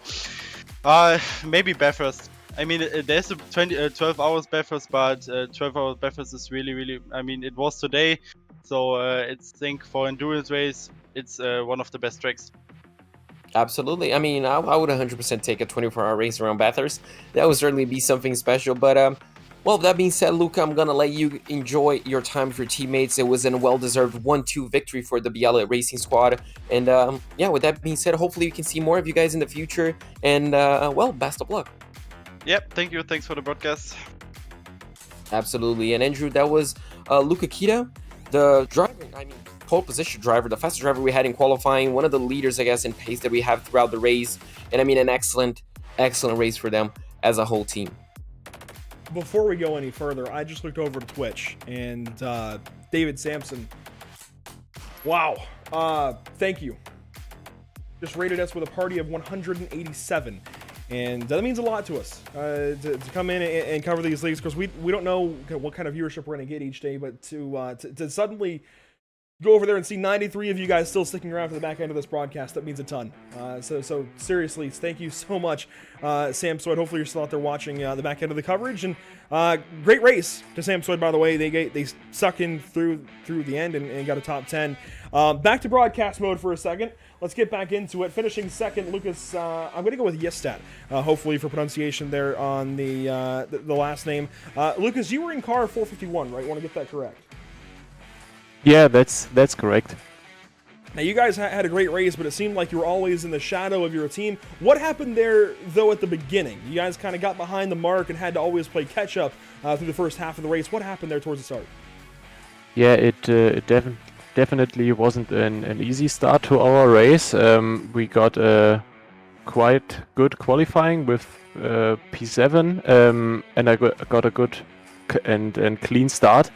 But then we soon got a small damage that we had to get repaired, and we decided to go for a double stint on the tires, which not all other teams did. So we advanced some positions on the first pit stop, and then sadly we had a big crash after contact with RAG, and so that was already 2 of our fast repairs gone. And so we had to kind of manage for the rest of the race, and we already knew before the start of the race that our number 1 car would be the faster car. We had seen that in practice, so we kind of settled into a nice rhythm and tried to manage the tires, because we knew that would be important with all the double stint going on overnight. Now, how difficult was it throughout the course of this race to decide whether or not to double stint tires over the evening, or really when the track was hot, decide on 2 tires or even 1 tire we saw for some teams? How difficult was that decision to make? Yeah, it kind of got easier once the track got really cold in the night. In the evening hours, it was a hard choice. Like I said, we opted for a 2 tire change on the first stop, and then we I think if I remember correctly, we already tried out the full no tire call on the second stop, and it worked out brilliantly. But that was I think because we tried from the beginning of each stint to manage the tires, so we weren't so fast on the hot lap pace, but I think over an entire stint it was definitely a nice pace for our car. Now, this is our first time seeing BL Racing Team Euronics in the North American Racing League. Does this maybe bring you guys into the GT3 or Porsche Cup season soon? Do we see more of Biella, or just in these special events? Yeah, I think we need to discuss, but I definitely enjoyed this race a lot, and I think there's definitely an option for us to be back in other races as well. Well, congratulations on a race. Really well done, Lucas. I saw your name in the car a lot. You guys did fantastic out there playing comeback, getting back up into second spot. And as a whole, BL Racing Team, congratulations. You guys did fantastic. We'll let you go. We'll let you guys celebrate a fantastic 1-2 effort. And until next time, again, thanks for your time. Have a great night. Thank you very much. Celebrations are on now. Lucas just had a very, very good effort here at Watkins Glen. I'm genuinely impressed with this team. You enter 2 cars into a race like this, so much can go wrong over the course of 24 hours, Zach, and yet here they are, both on the top of the standing as 1-2 for BL Racing. We're going to move on down the line, though. It looks like Uthman Alawi is alongside with the winning team of Pro-Am SimCity Racing. Yeah, we're talking with Uthman Alawi here with SimCity Racing, and man, we've been talking to you and your team all race long, but now we get to talk to you with a checkered flag in your hand and a first place finish. How does that feel, buddy? Oh, it's great for our new team, and really happy to have everyone's practice and hard work on making this setup pay off. So it's good to represent some sponsors and partners of us in our first real endurance racing outing. So yeah, I was just really happy to help these guys out and give them a great result, and so we'll definitely be celebrating this for a while. Yeah, absolutely. I mean, first place finish with real world sponsors on that car, that a new team assembled, that's pretty big for you guys. But taking things a little bit further here, we've been kind of talking with you guys how this is a new team relatively for you guys, and gathering everyone up, trying to get new members on as well. But obviously after the first big race that you guys have had, what's in the future for you guys? Obviously we kind of talked about it through the first interview with you, but this is obviously something big. You guys have something going. You guys ran inside the top 10 pretty much all race long. So what's in the future for you guys? What are you guys thinking about? Well, I think this race was a good momentum builder, and just kind of understanding how everybody works together and interacts. So we got a really good read on that, and we're not 100% sure on what we'll be doing in the future, but I feel like once we do decide on what we will be doing, we kind of already have this race as like an understanding of what to expect and how to work and how to prepare. So we won't be going into it kind of not sure what to expect in the future. So yeah, overall it was we're kind of just coming in to feel it out for the team and kind of get a better understanding on how to prepare in the future. So the fact that we actually came out and win and had barely any mistakes the entire race is a super great result for everyone. Yeah, little to no mistakes from you guys at all. We didn't really talk about any kind of mistakes from you guys. Every time we talked about you, you guys were up in the top 10, and that's another thing that I wanted to ask you about. We're talking about the differences in I rating from 10,000 I rating from our pro winner all the way down to 1,500, and you guys still were able to finish inside the top 10, even with pros mixed in. I bet you that's even more of a momentum and big morale boost for you guys on the team in general. Yeah, because even with the I rating on our team, it's spread out. Obviously, we have some people in the lower 3,000 range, and me myself at nearly 7,500.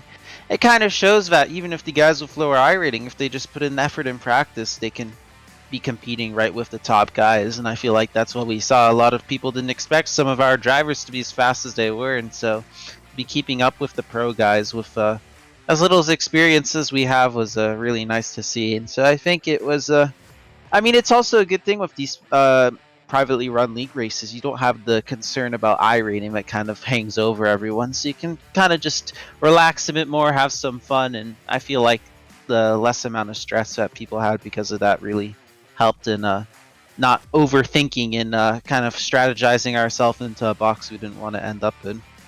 Absolutely. The purest definition of hard work pays off. Me being a 1,500 I rating. When it comes to road, seeing or hearing about how your team in general just kind of varies in I rating and how well you guys performed kind of was inspiring. But I wanted to ask one last question before we let you go. JP asked his interview. He asked Luca Kita in his interview, what would you... Obviously, we want to see more of NARL endurance races. If you had to choose another 24-hour race, albeit away from Le Mans or wherever else it has been held, what racetrack would you like to see a 24-hour race at? Well, I think we already have enough endurance races on the big WEC tracks, F1 tracks, so I'd actually like to see a 24-hour race on a smaller track that doesn't get as much usage. I'm from California, so obviously I'd have to choose Sonoma Raceway as a great track. But I feel like using one of those tracks that doesn't really get a lot of usage day to day, so Sonoma, Barber could be another great track, maybe the Indy Road Course. Kind of taking advantage of having the freedom to pick your own schedule. It'd be great to see one of those bigger tracks that doesn't get as less usage but still produces just as good racing. It would be really nice to see. Absolutely. Well, Ootman, we appreciate you coming up here and talking with us, especially after the win. We hope you you and your team go celebrate it down. You guys really put on a show. We appreciate your time, and for whatever next race you guys are in, we look forward to it, and we wish you the best of luck in your guys' future endeavors. All right. Thank you guys for having us. Absolutely. Ootman Alawi there with SimCity Racing. Of course, he mentioned overnight that he's a bigger part over at Geodesic and just helping these guys out, and that's a really, really big help and a really big stepping stone, I think, for SimCity Racing to go to the next level, and they are already on their way to that next level. Let's go down to the amateur class, though, and go ahead and get a bit of a conversation here with our winning amateur team. Now, I believe Mark is out of France, potentially. I could be wrong there. But Mark, do you have a copy?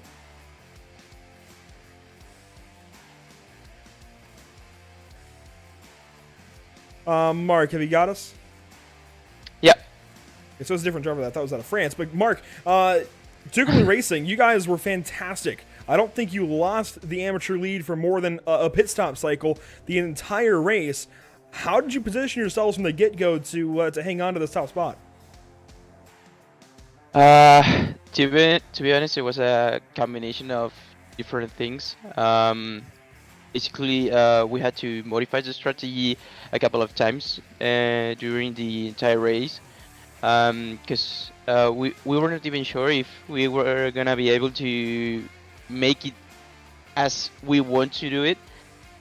Then the pace sometimes was different also to what we were expecting. Sometimes it was better, sometimes it was worse. So it's been something really strange because we weren't expecting to be like that competitive. But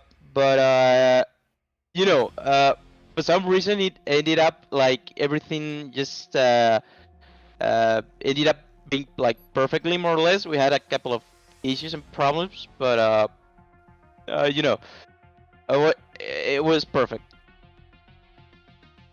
And we talked a lot about tires the entire race, and from the get-go, we learned quickly that a lot of teams were actually going for 2 tires, left sides only. We didn't expect that. What did your team do differently from maybe a normal endurance race to tackle the tire issues with the hot racetrack?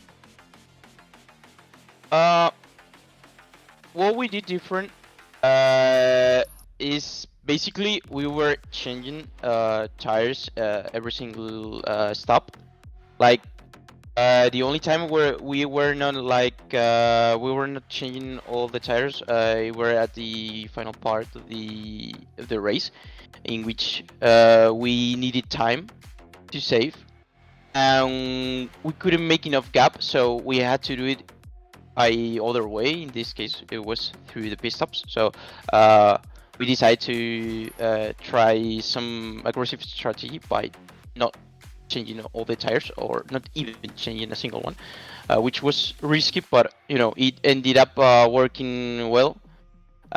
So yeah, basically what we did was a pretty basic strategy. We were changing all the time tires until the end of the race, in which we decided to take a little bit more risk and didn't make changes. Well, Mark, you and Tucumlu Racing come home to a really strong amateur showing. Do we see more of Tucumlu through more NARL leagues, or just these special events?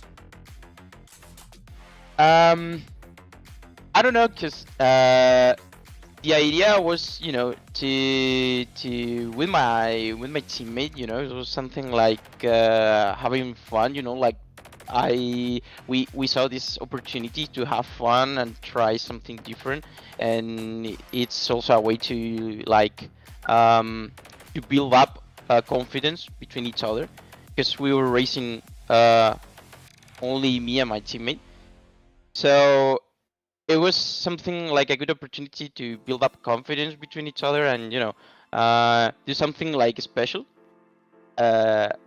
So yeah, hopefully we will do more in the future. So yeah, really looking forward to see what other things are our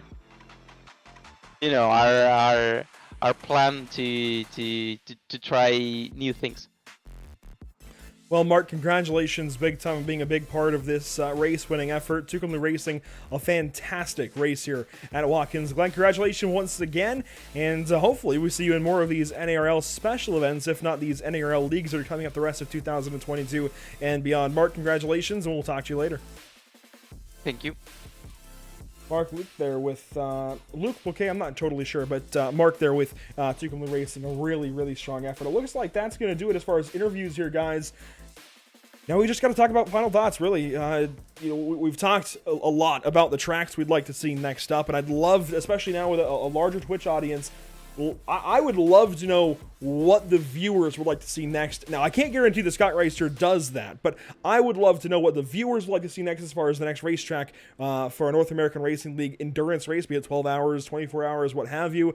I know, I'm actually with Utman. I think I would like Sonoma. I would like Barber, tracks like that. Maybe Mid-Ohio on that list, as David Levine mentioned overnight.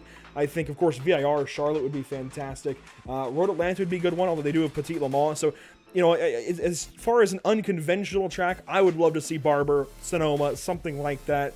Fuji, when it comes to service here soon, I think would be a fantastic option. Okayama, I think would be really good. That's going to be on the Porsche Cup schedule this upcoming season. There's a lot of tracks that I think I'd like to go to, but I'd love to see more of these unconventional tracks. I love that we saw a track with no stadium lights for this race, JP. I know some drivers might have wanted those stadium lights, but it was a special, special time. Yeah, absolutely. It was a special time, Andrew. Do you want to guess which my pick would be, to be honest? Absolutely. Let's hear it. Interlagos, to be honest. I would love it was in the well, it is the basic choice, but it was in the World Endurance Championship for a while. I think for a few years, up until 2014, if I'm not mistaken. And it produced some good racing. It was actually Porsche's first victory on the LMP1, and I feel like it would be, with multi-class racing, would be certainly fun to have, I guess an endurance race over there. It doesn't need to be 24 hours, but at least 6 hours over there I think would be pretty fun.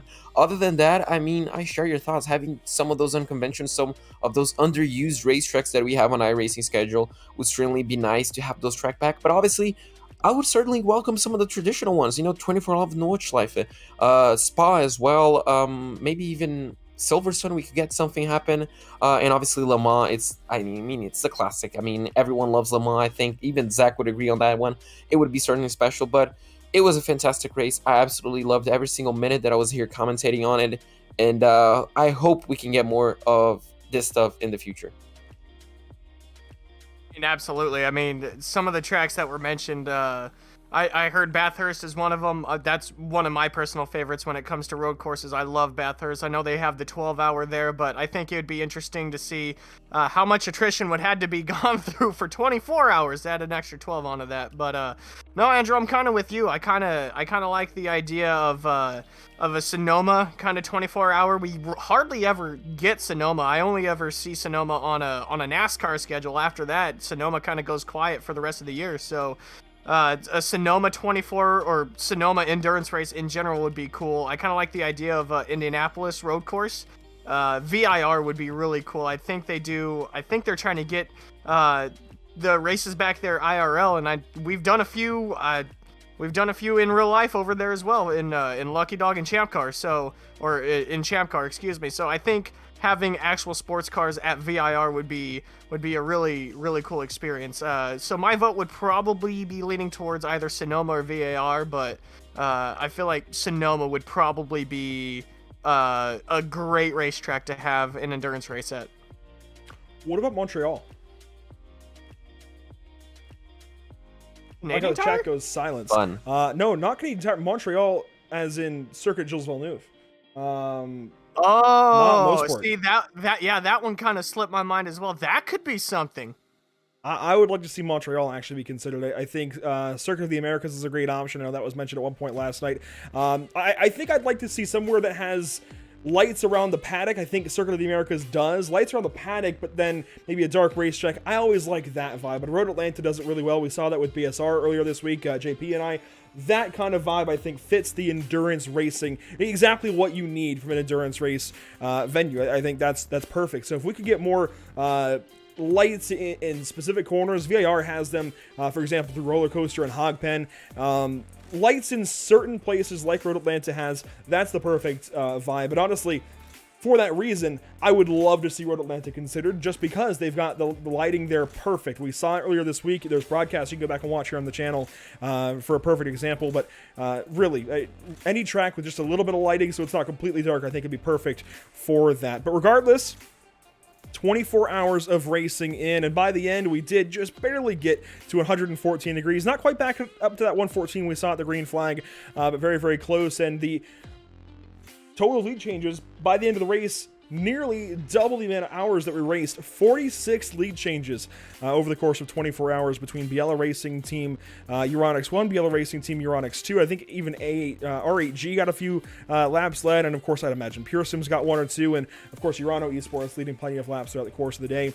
Upcoming broadcasts here on the channel, JP, this is what we're looking at in just a few short hours at 9 p.m. Eastern. We're going live with the MPI Cup Series, of course, to all of our platforms, Facebook, YouTube, Twitch, and Twitter. And then Tuesday, it's the British Sim Racers out at Daytona. That's 8 p.m. UK, 3 p.m. here in the Eastern time zone. Daytona, Miatas, it's going to be a lot of fun. We saw draft battles. We've seen draft battles all season long. We saw draft battles at Daytona last season. We're going to see more of them. And in the theme of drafting, how about Wednesday's show, the IORL IndyCar Series Indianapolis 500. It is the month of May. It is that time, 7:30 Eastern, Wednesday this week. Andrew, I love when we get to the Indy 500. Remember last year when we did the Indy 1000? That was certainly something. Do you remember that? Yeah, we had the Nork Indy 500 and the IRL Indy 500. I'm okay with just one, although I wouldn't have said no to a Nork Indy 500. But yeah, I'll take just the one this year. It's a lot easier to prepare for. Yeah, absolutely. But it's certainly going to be lots of fun. Obviously, if you, the viewer, want to keep yourself updated to all of these series and obviously all these leagues, such as live updates and obviously the live coverage itself, follow us on social media at facebook.com/pitstoptv, on twitter.com/pitstoptv_, on instagram.com/pit_stop_tv, and obviously on youtube.com/pitstoptv1. And obviously, if you're watching on Twitch, you already know where to find us. Yeah, if you're watching on Twitch, by all means, hit that follow button. Over on YouTube, we'd appreciate the subscribe button. On Facebook, Twitter, and Instagram, the like, follow, whatever it may be between that platform. We would certainly appreciate it. The support always means so much to us. We've hit some record numbers almost here for Pit Stop TV through this event, and here's to hopefully hitting many more. We do have a confirmed season of Porsche Cup racing coming up. The schedule graphic is not made just yet, but we do have the schedule that we can verbally recite, that being Okayama International Circuit, June 16th, open the season, then Circuit of the Americas, June 23rd, an off week ahead of July 4th, then Phillip Island Circuit, July 7th, Silverstone Circuit, July 14th, Circuit Gilles Villeneuve, so Montreal on the list for July 21st, then the Chicago Street Course, July 28th, before we go to Suzuka International Racing Course on August 4th, and Bathurst Mount Panorama Circuit on August 11th to wrap up the season. So honestly, JP, we're hitting some of the circuits we've already talked about as a potential endurance race site in this schedule of upcoming Porsche Cup races. Okayama, Coda, Montreal, and Mount Panorama were all mentioned. I think Suzuka actually be a fantastic option, and Phillip Island certainly. I don't know if anybody's ever gone into the sim and seen the sunrise over the water at Phillip Island, but that would make a perfect backdrop for an endurance race. Oh, it certainly will be. That's kind of an underrated track, I think it was. We had lots of fun. I think it was on an NARL, wasn't it, last season? We had that battle for the win a couple seasons ago. Yeah, it was lots of fun. I love that racetrack. I love the fast-flowing nature of it. And, yeah, I love this Porsche schedule, Andrew. I think it's going to be lots of fun as well. And, yeah, I mean, it's certainly going to be hopefully as exciting as the championship we just had. Now, before we go... Island. Oh, sorry, go ahead, my bad. By all means, go ahead, Zach. I did just kind of want to jump in. Phillip Island, I think you guys just kind of said it, kind of underrated. That's one of the tracks that I kind of forgot about. I think that would be a hell of a place to have an endurance race just alone. I haven't put too many laps down there myself, but I've seen some of the races that have been had there.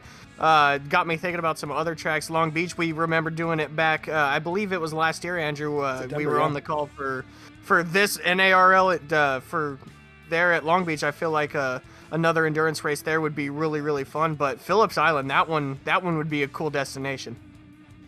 That it would be, and I think then you have to start thinking about Winton, and I know Sandown is on the way, so you got to start thinking about the other Australian tracks out there. Suzuka definitely comes to mind. Maybe with different cars, you could run Tsukuba potentially. Okayama, I think definitely on that list. There's so many racetracks across the world. I don't know if it's going to stay just within the United States with the North American Racing League, but I wouldn't be sad there because, again, you've got options like Barber that we talked about. But without further ado, let's go ahead and wrap things up. I do want to quickly say goodbye to this beautiful track map. Watkins Glen, certainly worthy of a 24-hour race like this. Let's hope this becomes a mainstay. I would happily do this annually. This has been a fantastic show. And this is our track map presented by Whiplash Simcams. I really enjoyed this, JP. I can't think of a better place now to host a 24-hour race. Absolutely. It's just a fantastic racetrack. I'm pretty sure each and every single driver loves it. It's fast-flowing. It looks simple, but it's so tricky. It's so technical in some corners. And we all saw, Andrew, how challenging it was, especially in the bus stop in Turn 11. It was such a fantastic race, a fantastic venue. And, well, I hope to see plenty more action on this race car because I absolutely love driving it. I love covering on it. And I love just watching as well, just cars going around it. Big shout out to Biella Racing Team Euronics. Again, just fantastic effort. I just genuinely cannot believe the show they were able to put together, the dominance they were able to put together throughout the course of 24 hours and our 16 hours of race coverage. They were always on top. that will wrap things up, though, from Watkins Glen. As much as we don't want to say goodbye, the race is over, which means we can say goodbye now. And thank you to everybody for watching, for everybody joining us on the mic throughout the course of the day. Actually, I got to go ahead and give Zach his credit here. I haven't updated this from earlier on in the morning. Emerson Arden joining us on social media towards the back end of the show here today, and picking up the back end of the race. Cannot leave his efforts understated. Emerson's a fantastic guy at what he does, be it commentary, production, social media. He literally does it all, and that is so appreciated to have somebody that versatile in our arsenal. It means so much. I mean, he commentated several hours with us overnight last night, and really added to things. Of course, yourself, JP, fantastic time having you along as always. A mainstay with the North American Racing League and BSR coverage and other leagues, and Zach Lindgren joining us, one of our guys that we like to pull out of the pocket every once in a while. Gives us a great driver perspective and sim racer perspective here. For myself, Andrew Cardinale, thank you so much for watching. Let's not forget Ed Scherer and Devin Zimmerman joining the coverage last night as well. That was a lot of fun having them along. But that will do it from Watkins Glen. Thank you so much for tuning in here on Pit Stop TV. We hope you'll tune in for more broadcasts again. Next up is later today. After the NASCAR race comes to a close at Kansas Speedway, we have the MPI Cup Series and NASCAR Next Gen vehicles at Kansas for the Twister 200. Action gets started on all of our platforms at 9 p.m. Eastern. Again, that is 9 p.m. Eastern for 200 miles, 134 laps at Kansas. Until then, have a fantastic day, get some shut-eye, and we'll see you at Kansas.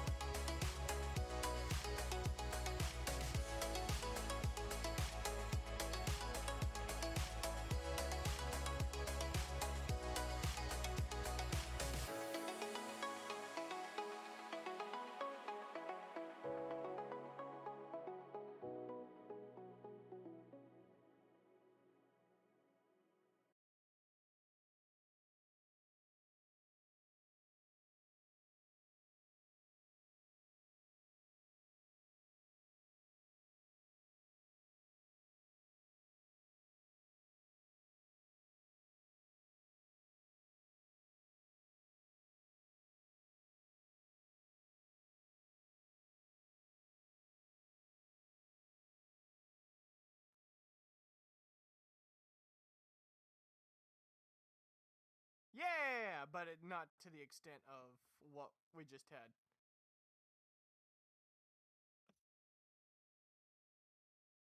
I heard that all the way across the fucking house before it came over the mic. So I heard it like a very like faint down the hallway.